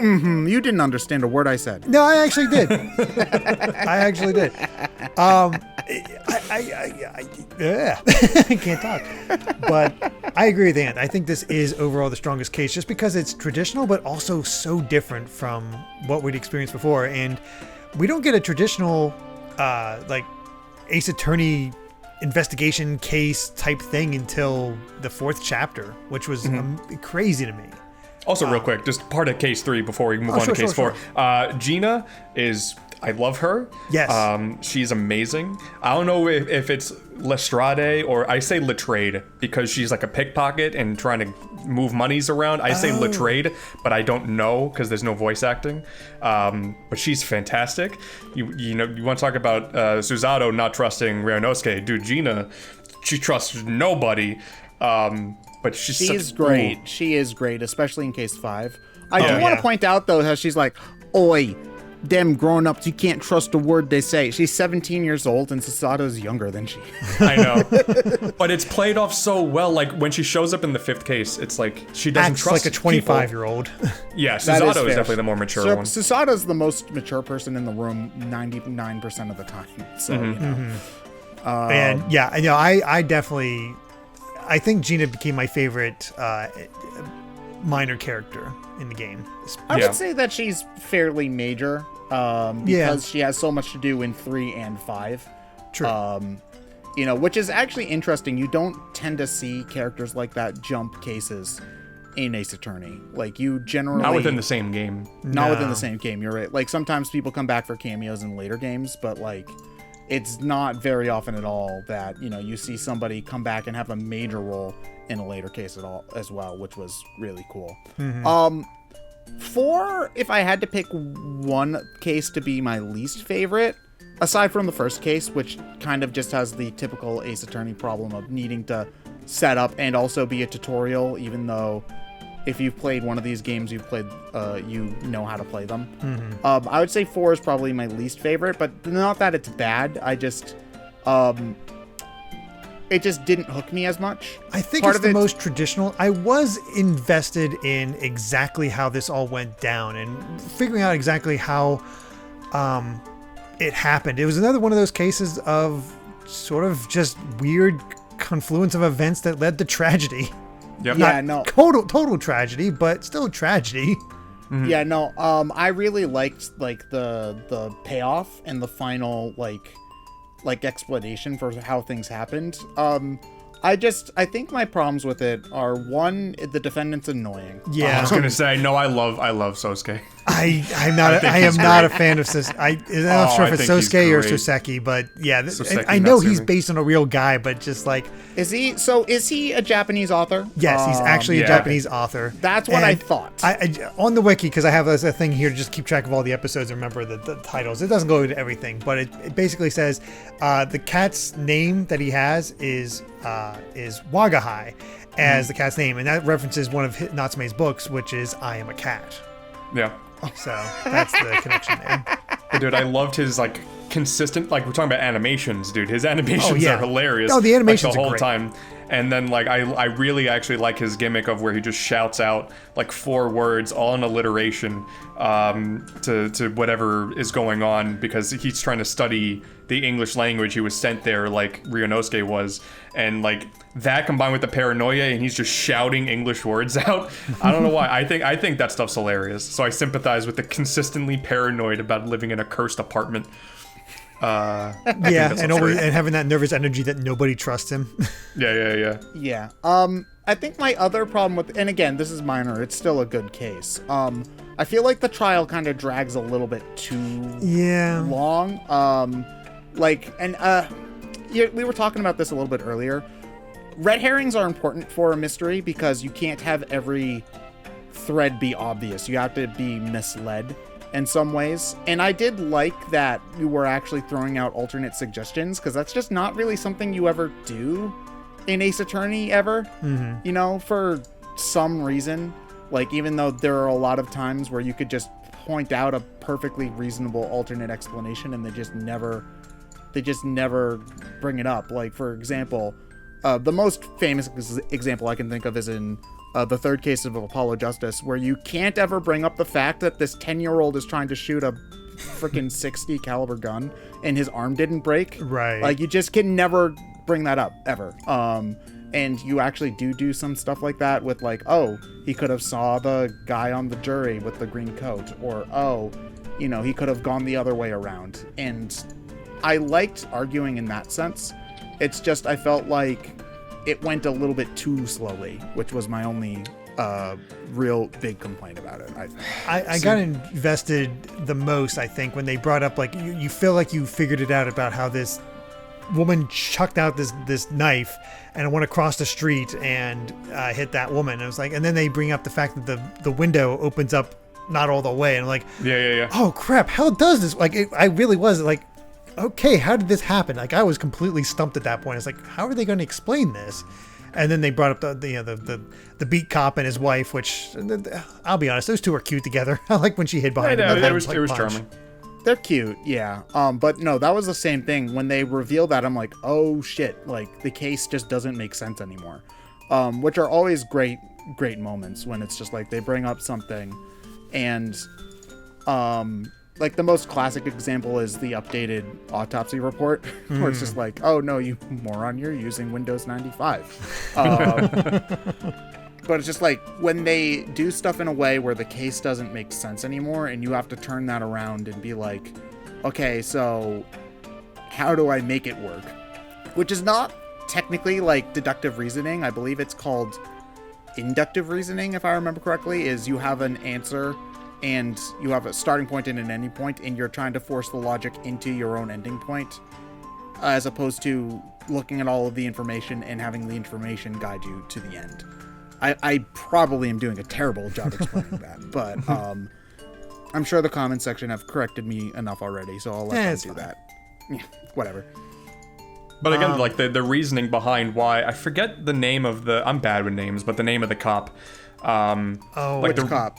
The kid who's always sleeping. Beat. His last name was Beat. I remember Beat, that. Yeah. One. Rolly Beat. The reasoning why we know why the window thing matters and how he moved the body and all that stuff over, or the coat and everything over, and it was such a grounded idea that made so much sense. Like, he didn't want to lose any more time with his, I think, wife. I think they're married. It was their 1 year anniversary. It was really sad. Like, such a normal explanation. Like, he's not evil, it's just he didn't want to work on his anniversary night. It's like, I get it. Yeah. You know? Such a normal explanation. Here's their names. It's Rolly and Patricia. So Patrolly Beat. That's it. There we go. Patrol Beat. Yeah. Or Beat Patrol, whatever they do. I liked those two. I think, like, what sucked about this case is I think Joan is a terrible character. Oh yeah. Yeah. I get it. I get what they're going for. I think she threw a knife and tried to kill her husband.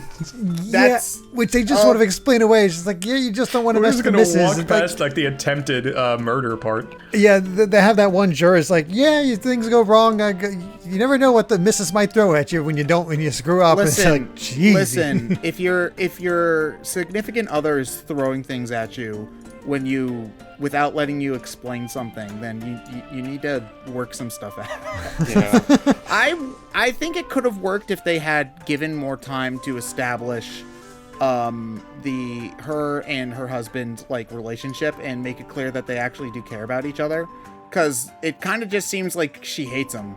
You know, kind of get it from him stepping. Like, you get that he loves her because he steps up to defend her on the stand. Like that. Yes. Yeah, that was sweet. But with her, like, she was always pouring the tea on him, burning his lap, and just being so against him. It's because that love letter came in. Because the love letter that just happened to be in a used It doesn't even have book. his name on it. Exactly. It's like sent to Jim or whatever. You know, it's like, that's not his name. Although it did distract me that it was his head was shaped like a moon, like that McDonald's, McDonald's at night or whatever it was, the moon guy. It's really weird. McGriddle guy? The McGriddle guy? Yeah, I think that's who we were talking about. Like, there was an old McDonald's mascot was just a moon in the same shape of that guy's head, wearing glasses and playing on the piano. It's like something about night with McDonald's, and I completely forget what it is other than that character, and it just distracted me how much his head matched it. I looked at a lot of the gallery for the character designs, and they said the whole idea with the couple was sun and moon. Okay. Oh, you know what? That makes sense though with her hair. Like, her hair is kind of fluffy and has like a bunch of round things on it, like they're, the traditional sunbeams. Okay, that makes sense. Okay, I get it now. Yeah, that makes sense. I recommend looking at the gallery. It's really interesting because they talked about how they were trying to get Ryunosuke's hair to be not quite as spiky and obvious as phoenixes, but still make it clear that they were related. Sure. It's good. It's good stuff. It's a testament to, I feel like a common complaint about many anime art styles is that, all the characters look the same.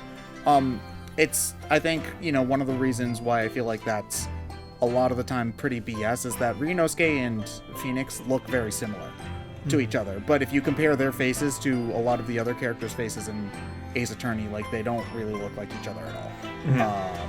So, just make all the art teachers of the world just shut their mouth for half a minute, basically.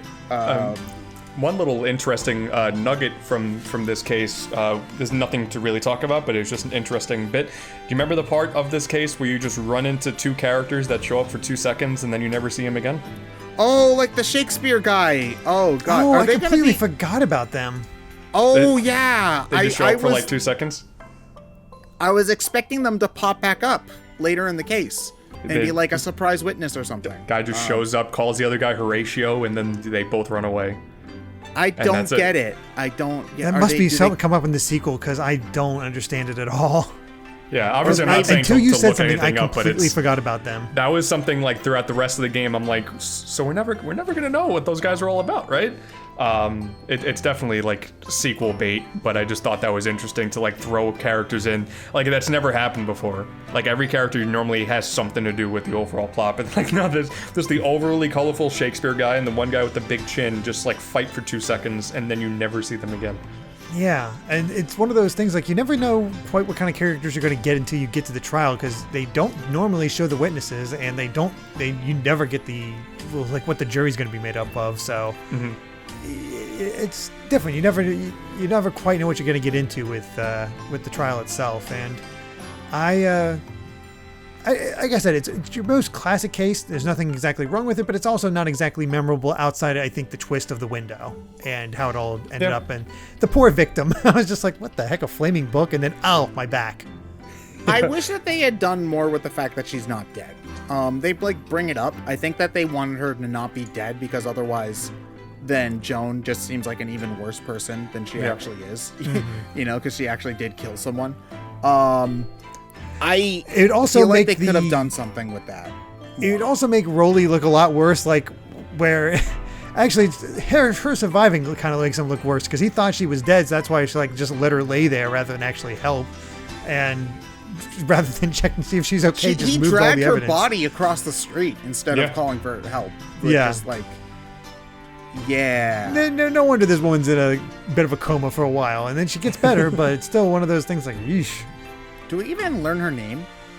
It's like Miss Green or something. Yeah, we do, but I don't know what it is off the top of my head, because it really doesn't matter a whole lot. It's just like, here's the victim. Oh, also the inspector. We get the first look of the new inspector, Gregson, who just is eating consistently like a thing, like a bouquet of fish and chips, fries. Or is it? It's fish and chips. That makes sense for it to be fish and chips. I saw it as like a baguette. And I'm like, why are you eating bread and potatoes? Like, that seems very excessive. But fish and chips makes a lot more sense. It's a classic wrap of fish and chips in a newspaper, and God, he makes me like hungry. how he can shake it and more just appear out of nowhere. Yeah, endless fish. He was interesting. This is more of a thing for case 5, but sure. I know he was like the one Holmes character I did recognize, because they have an inspector in those, and he's basically just there to look like a doofus so that Holmes looks smart.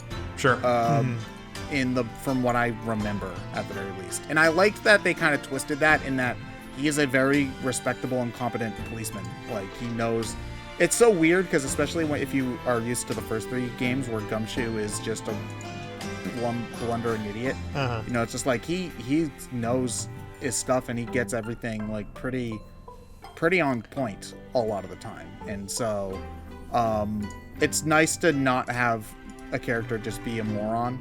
I love Gumshoe, though. I love him. Should also bring up that this was also when we got our formal introduction to Iris, which I do like being in Holmes's office and talking to her, and how she has the deductive reasoning that Holmes has from the stories. It she's like a 10-year-old child genius. I love her. She's like a combination of Maya and Pearl, actually, in a lot of ways, I noticed. Yeah. And that she is more spunky, but she's also grounded which is an interesting combination, you know, where she's like, Yeah. she knows what she's talking about. She's very intelligent, but she also, you know, is still 10 years old and will be like, ooh, I want to use my thing to make smoke bombs. Yay. That's But the thing, also, like, when I oh knew, no, when I this knew man of is her, dead in front of me. Yeah, I was worried she was gonna be like this wacky, over the top, like childlike character, like it was just gonna be like Pearl, you know, times 10 or whatever. But like everyone else, she's like surprisingly grounded. She's just a little kid. It threw me off because I remember in the pre-materials like about this, it's like, oh, it's Sherlock Holmes and Wilson is actually in this version is a 10-year-old girl. It's like, that's a little weird. It was a little weird. But then they have, you know, John H. Wilson being the victim of the first case, and it's like, oh. And they don't even really talk about that much in the first game. That's Yeah, they definitely more don't. They don't sequel-based. tell They her do at a all. little That bit. They do like a little bit about John Watson and Herlock and the story that the fifth case is sort of, you know, talks about, but they don't really talk about the impact of like she doesn't know that she's never going to see her father again. It's just this thing that you have to wait, and I'm sure in the sequel they dive into they're that. definitely pulling that trigger in the sequel, because the fact that they like we shouldn't tell her is it's like okay, Yeah. I know what you're doing, but whew. I know Yeah. that Hound of the Baskervilles is like one of the big Sherlock Holmes stories. Like, I think that might be the one where he dies. I don't really think so. remember. I don't think that's the one. I don't know what it's all about, to be honest, but it's certainly his most famous. Yeah, it's one of the bigger ones. So the fact that they brought it up, I knew was a big deal. The thing is that I know that not knowing the Holmes stories, I'm losing a lot of context with a lot of the different things that get brought up with that too. Which, you know, it's kind of a shame, but maybe I'll just read them on my own sometime. We'll see. They're probably still good, and it does lead to another big mystery: is how the heck did Susato know the title of that story when it's never been published? Well, we're gonna have to wait for the sequel. Well, yeah, exactly. Because they never explain it. But that's what I'm saying. It actually feels like good sequel bait. Like, it's minor in the grand scheme, but it's also like, how? It's nice that we get a complete story without the sequel bait. Like, there's still some threads left hanging, like with Kazuma specifically. But like the main question I think that people had was like the McGilded stuff. Mm-hmm. I think was like the main thing that We didn't even talk about that, by the way. Oh, that like he was When Case 4 starts, it's revealed that McGilded's dead in a fire that Oh, starts yeah, we that, like did was miss started that, in yeah. the car. Like as soon as the case is over, he walks back in, a fire starts, and then that was the biggest twist to me is when in that fourth case, I think at Strongheart's like, yeah, you don't have to worry about it, he's dead. And I was like, excuse Yeah. me. That was crazy to me, because they had that cutscene at the end of the third one. It's like who the heck's in there? And then they reveal it's McGill, and I'm like, what the hell? I thought he was gonna be a major character to show up again and like actually get him this time, but apparently not. No, his influence definitely is like still there for the fifth case, and I imagine again more for the second game. But that was crazy, and then it's just sort of brushed over because you have more work to do. You have another case you have to tackle. Can't Yeah, worry about because the this past. is literally the fourth case. Literally is the next day. Yeah. poor Ryunosuke. He doesn't he goes on a 50-day trip, gets accused of murder, comes off the boat, does a trial, does another trial immediately after this, and then once he's finally sat down and ready to be a lawyer, he doesn't get a client for like 2 months. Yeah. It's like, wow, poor guy. Now, a question for you guys. I know that the game is already really long. Did you guys miss the second day of trials? Because that's like a thing that most of the other Ace Attorney games have is day 1, day 2. And you get a second investigation half. It I helps didn't mind it. break it up, I think, a little bit, but it also felt good to just really get through and find the story, like how it all happened. I'm split on it. I mean, I feel like some of the revelations in the second and the final case could have used maybe an extra day of investigations, especially when we're talking about Edgar Benedict.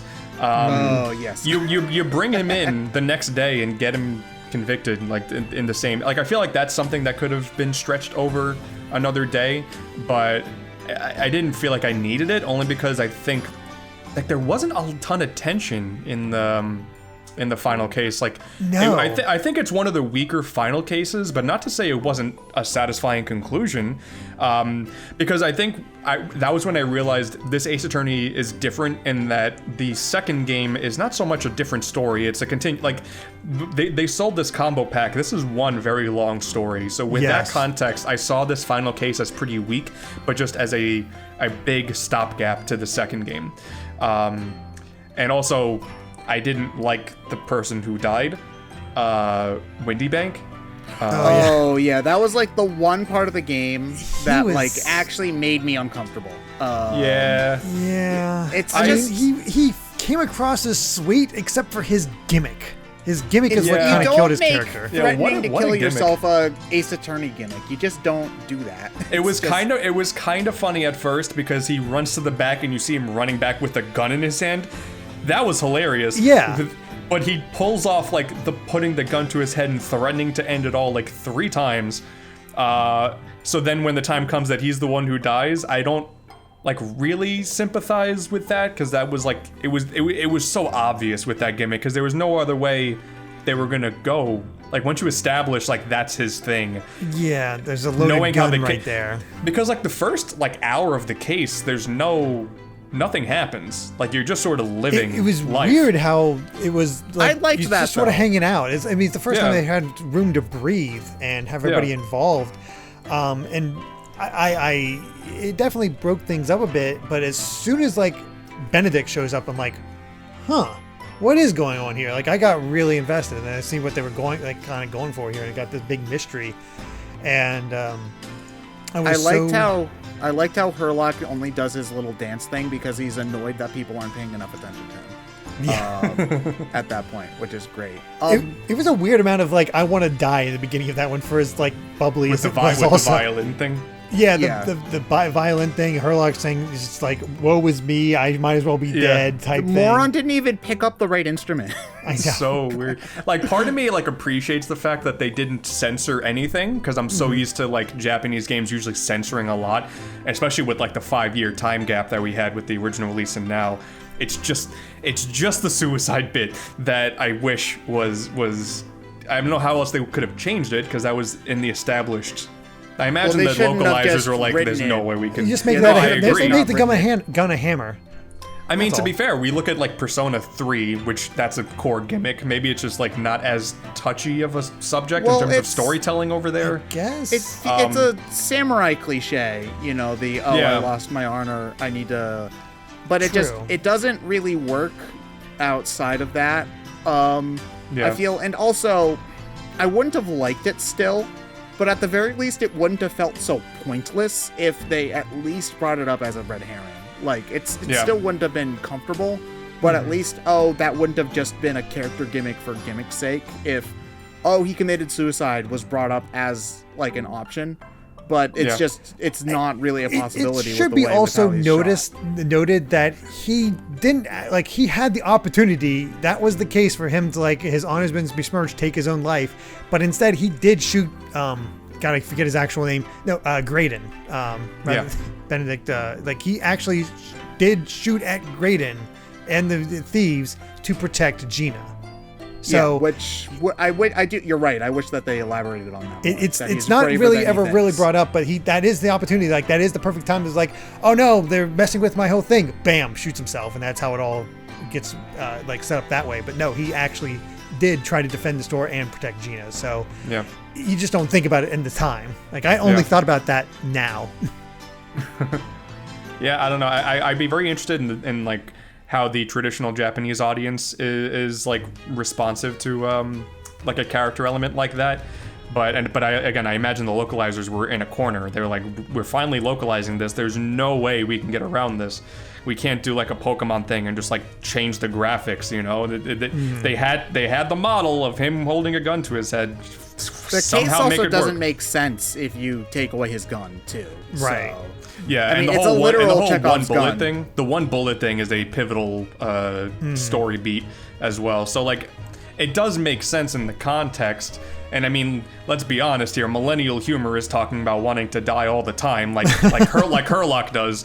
So like, fine, I get but it. It's just weird to see.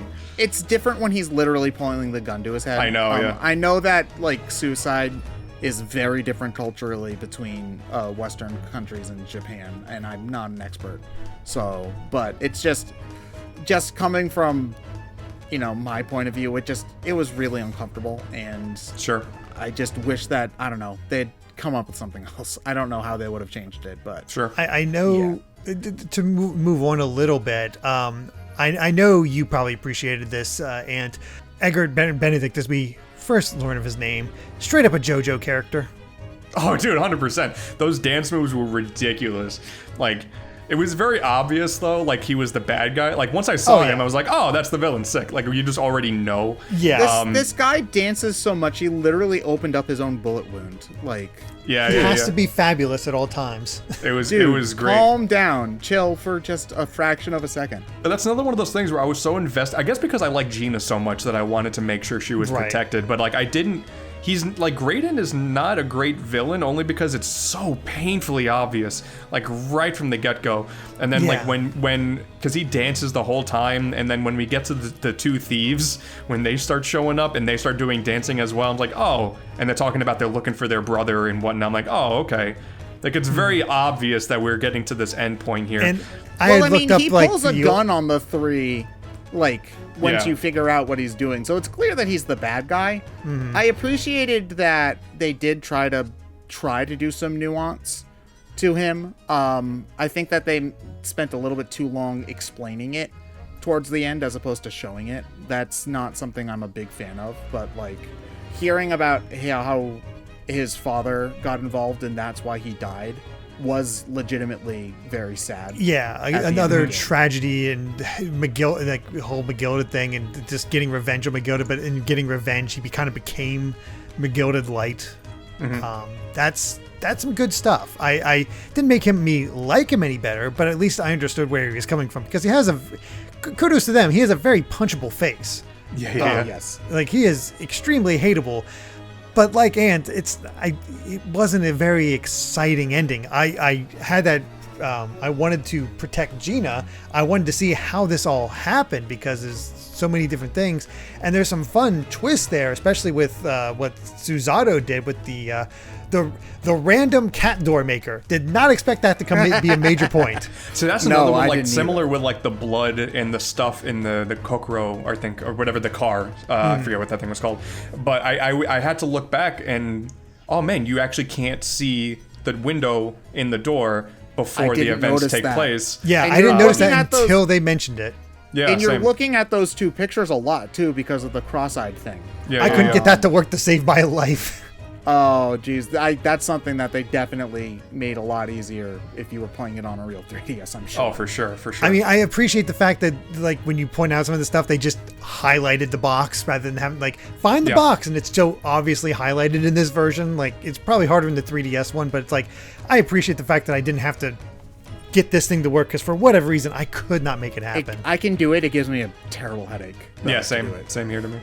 I did take screenshots of all the characters cross-eyed, though. Same. No, dude, same. 100%. But I think the thing that's, again, most interesting with all of the game is the implications for, I imagine, whatever the sequel is, because we find out Graydon knows about, like, the music box thing because he also works as a telegram operator. How is it just so happened that one of his coworkers is part of the jury? Like, I know, right? Again, a lot of those pulling strings that I imagine the second game, maybe I'm hyping myself up too much, but I imagine the second game. Like, this is Ace Attorney. There's a lot of coincidences in Ace Attorney, so yeah. It'd be cool if they set it up, but I'm not counting on it, to be honest. Yeah. I mean, they do bring mention to it, because again, they specifically bring up why that Russian revolutionary is on the jury. I know. I did not expect him to come back from the second case. Like, oh no, I didn't either. It was just like, wait, what the hell are you doing? See, this is what Shu Takumi does in a way that, like, the other Ace Attorney writers don't do, in sort of consistently tying things back into itself. Yes. I mean, that's why Trials and Tribulations is as good as it is. Apollo, even though I don't like Apollo, it does a lot of callbacks, and that's like some of the game's finer moments. Same with this. Like a lot of the stuff just ties back into itself, and I don't know yet, but the impact of McGilded probably has a stronger impact on the remaining cases of the second game as well. I have heard from quite a few people that the first 2 cases of Ace Attorney 2 are okay, or Great Ace Attorney 2, okay. The final 3 cases might be some of the strongest in the series. That's what I've heard. I'm right now at the end of the second case, and I've been holding my tongue on a lot of things we've been talking about. I can imagine. That's why I didn't really try to play ahead too much. Yeah, same, honestly. But that's like the same thing where like I kind of thought the first 2 cases in this game were relatively weaker, but the implications of so many different things with the 3rd case, 4th case, and 5th case were just so strong that even though there were a lot of one-off characters, like, God, the 2 thieves, the brother thieves, are amazing. They're probably my favorite side characters in the game, honestly. They're such goofy looking. I know. They look like they're out of a Hanna-Barbera cartoon. Yeah. I figured out their whole deal with, like, figuring out Graydon's old last name right away. It's like, oh, there's the connection. Like, it was so quick for me. And then I got the details, of course, from them so I could actually move forward. But I had to know what their whole milk thing was. So I specifically went back and listened to how their milk job went when they were kids. Did either of you 2 do that? I didn't. That's probably what the achievement is. How do they do it? Basically, what they did was they went around and signed up people for milk delivery from them, and but promised it for half price. So a lot of people would sign up for them, and rather than, they obviously don't have access to milk. So what they did was they went around to all the people that actually paid for milk from the actual milk guy, stole their bottles, filled up the people that signed up with them, and then put the empty bottles for the people who were getting from the actual milk guy.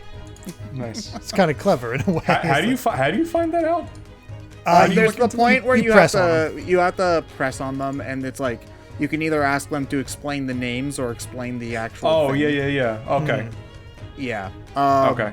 Oh, yeah, that was great. But yeah, there's a lot of setup in this game, too. Like, the expedition thing. Like, the convention that they are having in London. Oh, yeah, like the Crystal Tower thing. Honestly, when they said there was a national incident going on, I thought it was going to involve that Crystal Tower because it was so prevalent in Case 3.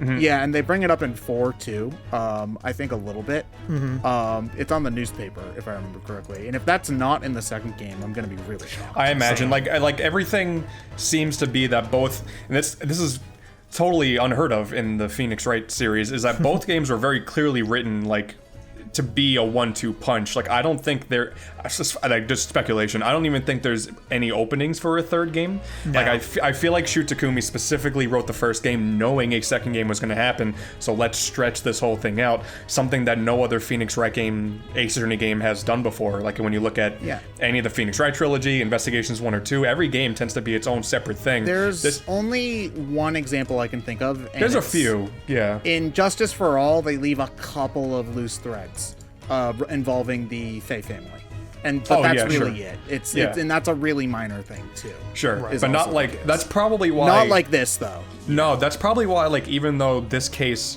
again was pretty weak, like I thought, like Graydon was a very obvious bad guy. It wasn't too intense. Like, I thought some of the technology bits, like they keep throwing a little bit of new tech every now and then, like the stereoscope and the music box and stuff like that. Like, by the way, I thought the 2-disc music box thing was a very cool reveal. That was a clever idea. Yeah. But I also like how they, like, you have this very obvious thing with Holmes's, crazy blood thing, and they won't let you use it after a while. Yeah. Yeah, it's just like, why can we trust his machine? His black magic. It's like, I'm like, honestly, yeah, they got a point. Complete point.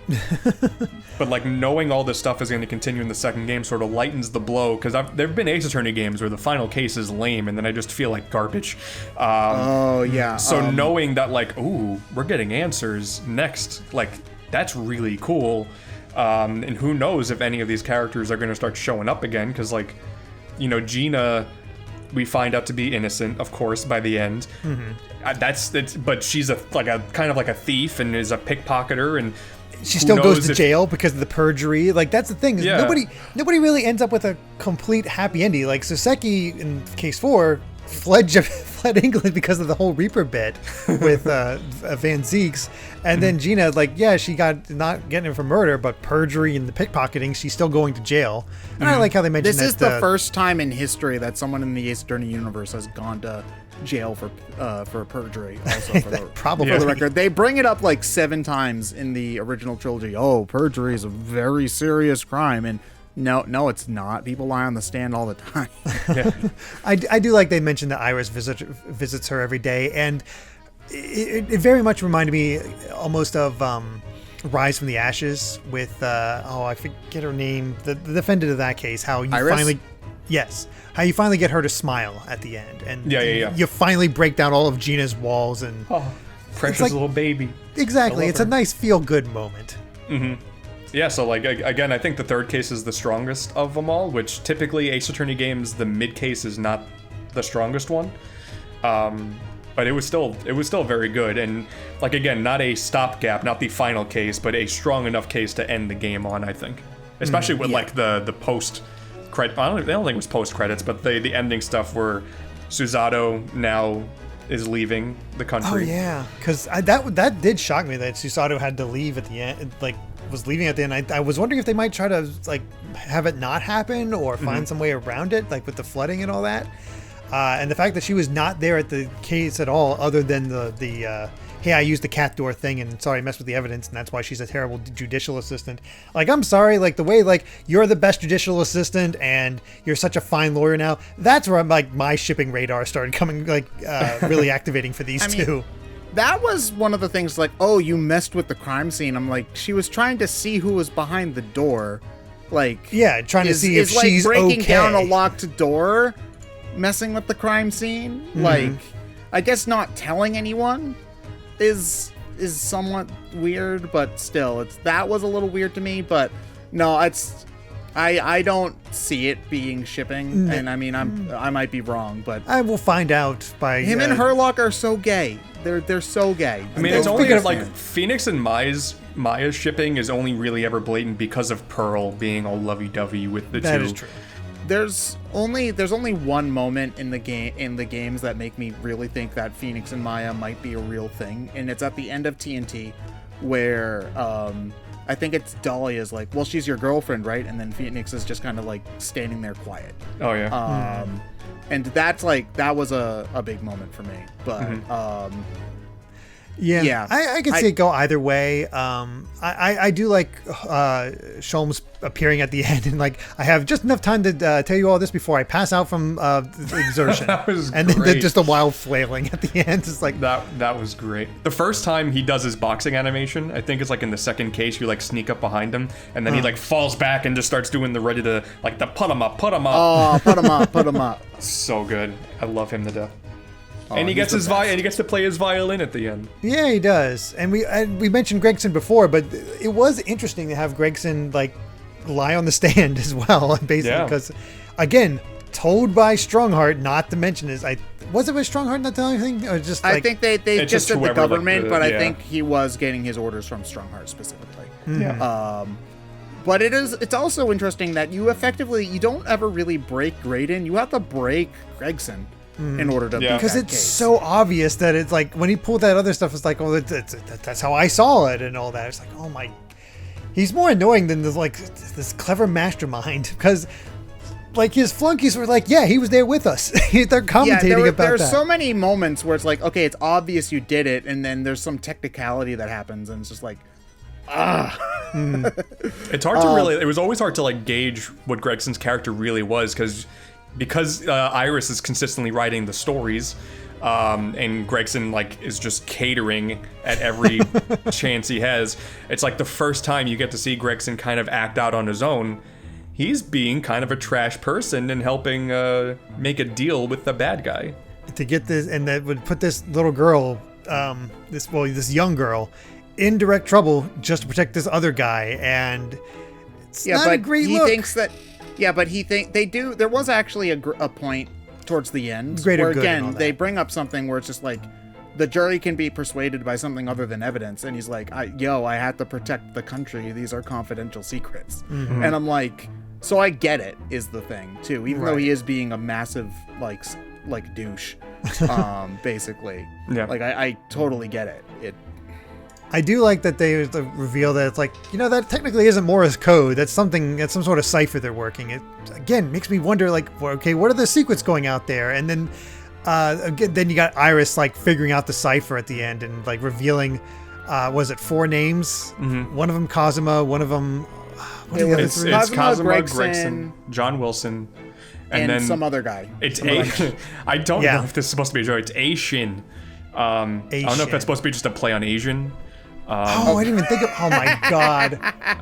I don't know. That'd be amazing. But because that's a I'm character, sure that's the they're only gonna be in character the that we never second met. game. Yeah, for sure. If it's A Shin, it's probably the Japanese person that made Van Zeke so racist. That's that's my Yes, guess. because having one bad experience with a Japanese person means you hate every Japanese person. He for the hates rest of all your life. A Shins. That's All just how it goes. Oh, okay. Yeah. Oh God, I hate. There goes the monetization on this. Yeah, exactly. Oh God. A white person cut me in line in Starbucks one time. I hate every white person That's on it. the planet. Yeah. You are that's now fair. an Ace Attorney villain. Oh man, my one dream. I don't know if there's much more to say other than like it did feel very Ace Attorney 1 with the ending with. I love that they always manage to do the bit where like, hey, we're gonna go get a bunch of food and you're paying for it, and then they just always have to end with you like doing the what, and then the huge objection into the credits. Okay. Off topic. Ryunosuke's objection is pretty lame. Like he's got the lamest objection in the. He's just It's like objection. He's definitely You know, a little more frail, I guess, than Phoenix is. It's not as booming, but I guess I'm just so appreciative of things being different that I didn't mind. Like, I love that there's a speech bubble for "excuse me." Yeah, I or also, yes.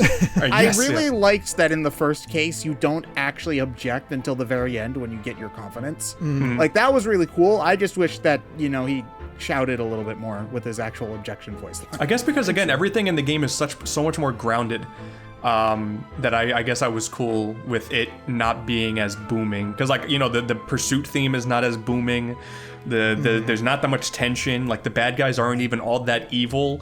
Like I was okay with it being a more mellow. I mean, my opinion could change depending on the tension of the second game, but I think what we might see is that building up to the tension of the normal games, because it did feel like that buildup was happening. Like each time, something like it just had that extra element from the original games, and music kind of reflected that. It was getting a little bit more intense. I feel like the second games are going to build off that. It's like bam, okay, now we're into the real like Ace Attorney stuff as before Phoenix takes over type thing.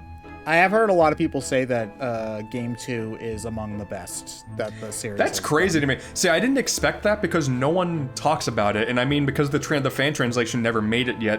But like it's wild to me that we could be sitting on potentially one of the best games in the series. Like that's super exciting to me, and having no one really spoil it. Like I actually knew that Kazuma was dead before, like years ago, because I was foolish enough to listen to the soundtrack and look at the comments. I had that happen to me with Ace Attorney Investigations 1. I was looking up, I think it was like the disco rave examination music, which is awesome for the record. And then I just saw like the bad guy's name with his theme song, and it's just like super evil theme song, and I'm like, oh god damn it.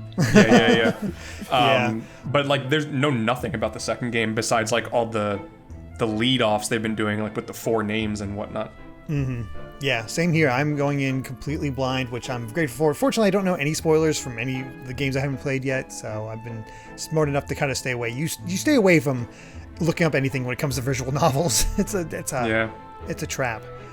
But overall, taken on its own, this is a good game that's it's very solid all around, but it really pairing it with the other, like it is such a companion piece. You need to they needed to have both these together.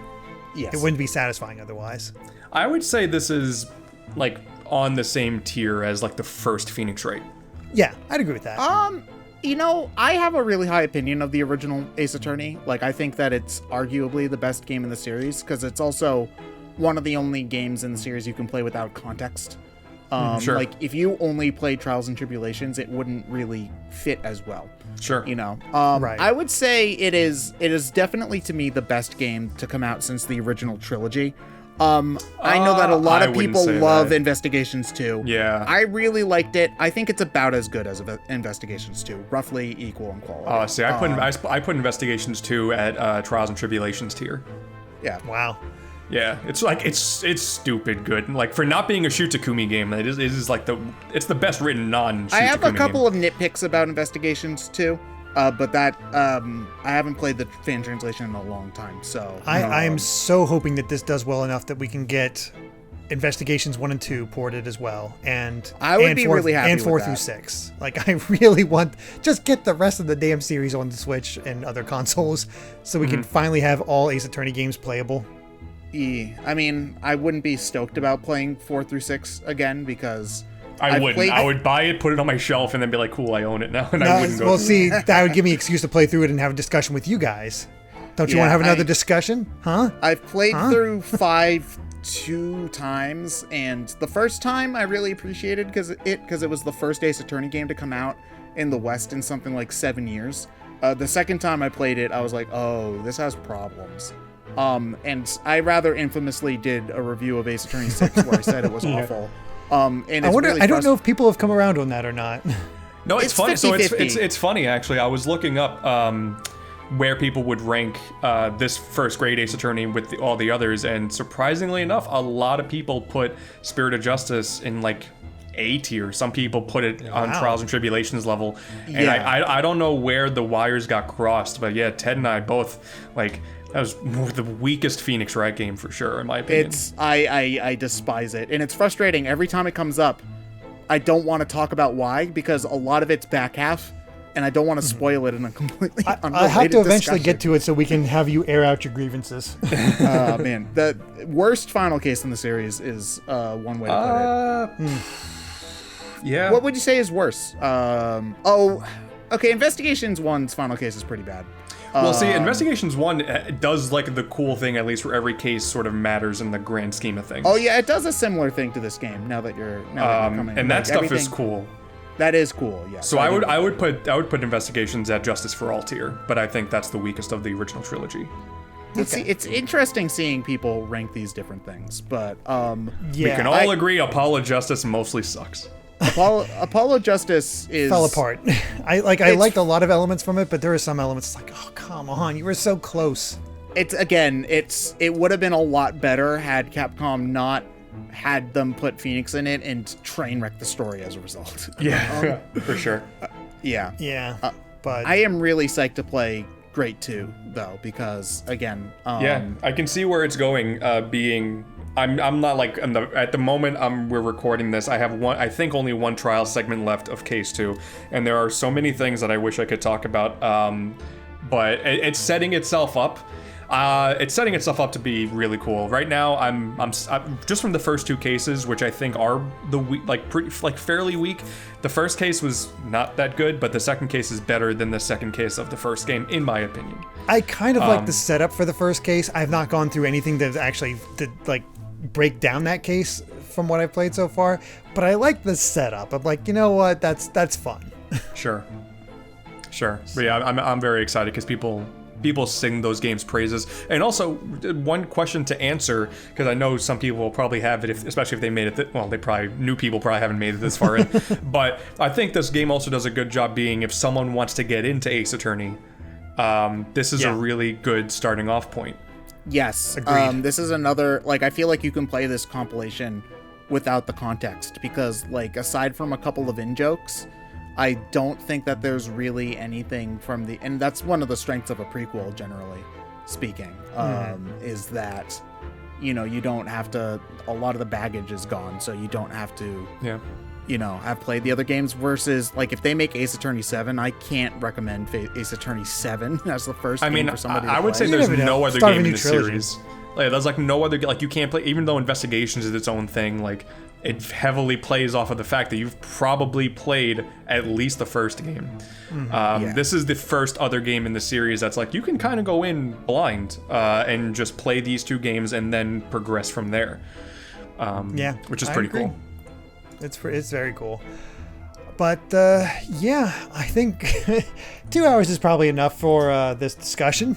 And there's probably a lot that we missed out on too. Oh no, Darren, did you notice that the car in the third case has Phoenix Wright written? I did, on it? on the back. It does. Oh snap! They did the thing. That was really good. I didn't notice it. I forget who mentioned this. I love the pun. I completely missed the pun of the father and son. Ayasa Nosa. It's like yes and no. Yeah, and then his son. I don't know, sir. I missed that because those characters are lame. Yeah. And then, of course, Koryo Korakuta, or Curio Collector. Yeah. So. Oh my god. You see, I just thought that they were their actual Japanese They names. might be, but that's what they're kind of building off of. They're like the only other name that's like kind of a meme is Egg Benedict. I know. Oh, like the breakfast. Okay. Yeah. You missed the Edgar Benedict? Wow. I don't like eggs. So, you know. All right. All right. Well, I had a lot of fun doing this. It feels good to be back talking about Ace Attorney. And I guess, I don't know how long it'll take us to get through Great Ace Attorney 2. And I'll probably be done before the rest of us. So I'm plowing through it, man. I want to start Googling things and watching the soundtrack and stuff. And I can't do it yet. I'm honestly like really tempted to start playing tonight. So the biggest push. So like the biggest push that I can give without obviously saying any spoilers is just based off what we said before. This is a direct continuation. It's unlike any other Ace Attorney sequel out there. This is a direct continuation. This might as well be, from what I've played, it might as well be case 6. Yeah, like outside of the first case being like a little random because they have to still do the tutorializing thing again, you can actually kind of skip all the tutorials, and then like when you get to your first summation, it's like you picked off exactly where you left. Like it's a direct continuation. So yeah, so like that is the biggest push. Like I think Ted said something when we talked in the DMs. You said you didn't want to get burnt out, and like normally I totally get that, but man, like it picks up almost exactly where you think it would, and you just keep on moving from there. So yeah. Well, before we end this off completely, Ant, where can everybody find you at? Because I don't think you ever talked about Ace Attorney on your channel. How dare you? I did once before I did camera stuff, so it was like a long time ago. And I love Ace Attorney so much. My problem is I don't think the footage typically for these games lend themselves to interesting watching. So I would just give a synopsis, which would just turn into, these games are good, play them, me saying that for 20 minutes. But yeah, YouTube and Twitter, AntDude92. Even though I don't talk about it at all, Ace Attorney and all these other visual novels, Danganronpa, Professor Layton, I love all these things. But yeah, that's where you can find me, not talk about Ace Attorney. We got to look into, what was that other one that just got announced, a sequel? The Somnium Files. Yes. Oh, I need to play Somnium Files. I heard that's good, but I also heard it's brutal as far as like content. Yeah, so I don't know if you've ever played Zero Escape, but it's done. I played the first one, but I haven't played the other. I played half of the second one. Virtue's Last Reward is one of the biggest chef's kiss of visual novels I've ever played in my life. Oh, really? Because I didn't like good. Virtue's Last Reward. Oh, dude, that game is. Well, you said you only played half of it, dude. Like a lot of the revelation stuff for that game, it's amazing. And then the Somnium Files was done by the same writer, so super exciting that that's getting a sequel. Nice. And Ted, where can everybody find you at? I do commentaries with Brain Scratch Comms at youtube.com/brainscratchcomms. A long time ago, we did a commentary on the Ace Attorney movie that came out in Japan. If you want to go dig that one up. And we just do a bunch of other stuff. And that's cool and crap. So you should go watch it. Very true. There you go. But yeah, I think that takes care of it for this Great Ace Attorney 1 Adventures discussion. Thanks for hanging in there. It was a long one. Really appreciate it and hope you enjoyed this video. And if you did, please consider supporting GVG on Patreon at patreon.com/GVGaming. But even just subscribing to the channel and ringing the bell helps us a ton. So until next time, until Great Ace Attorney 2 Resolve, take care. Bye. Bye. Bye. Bye.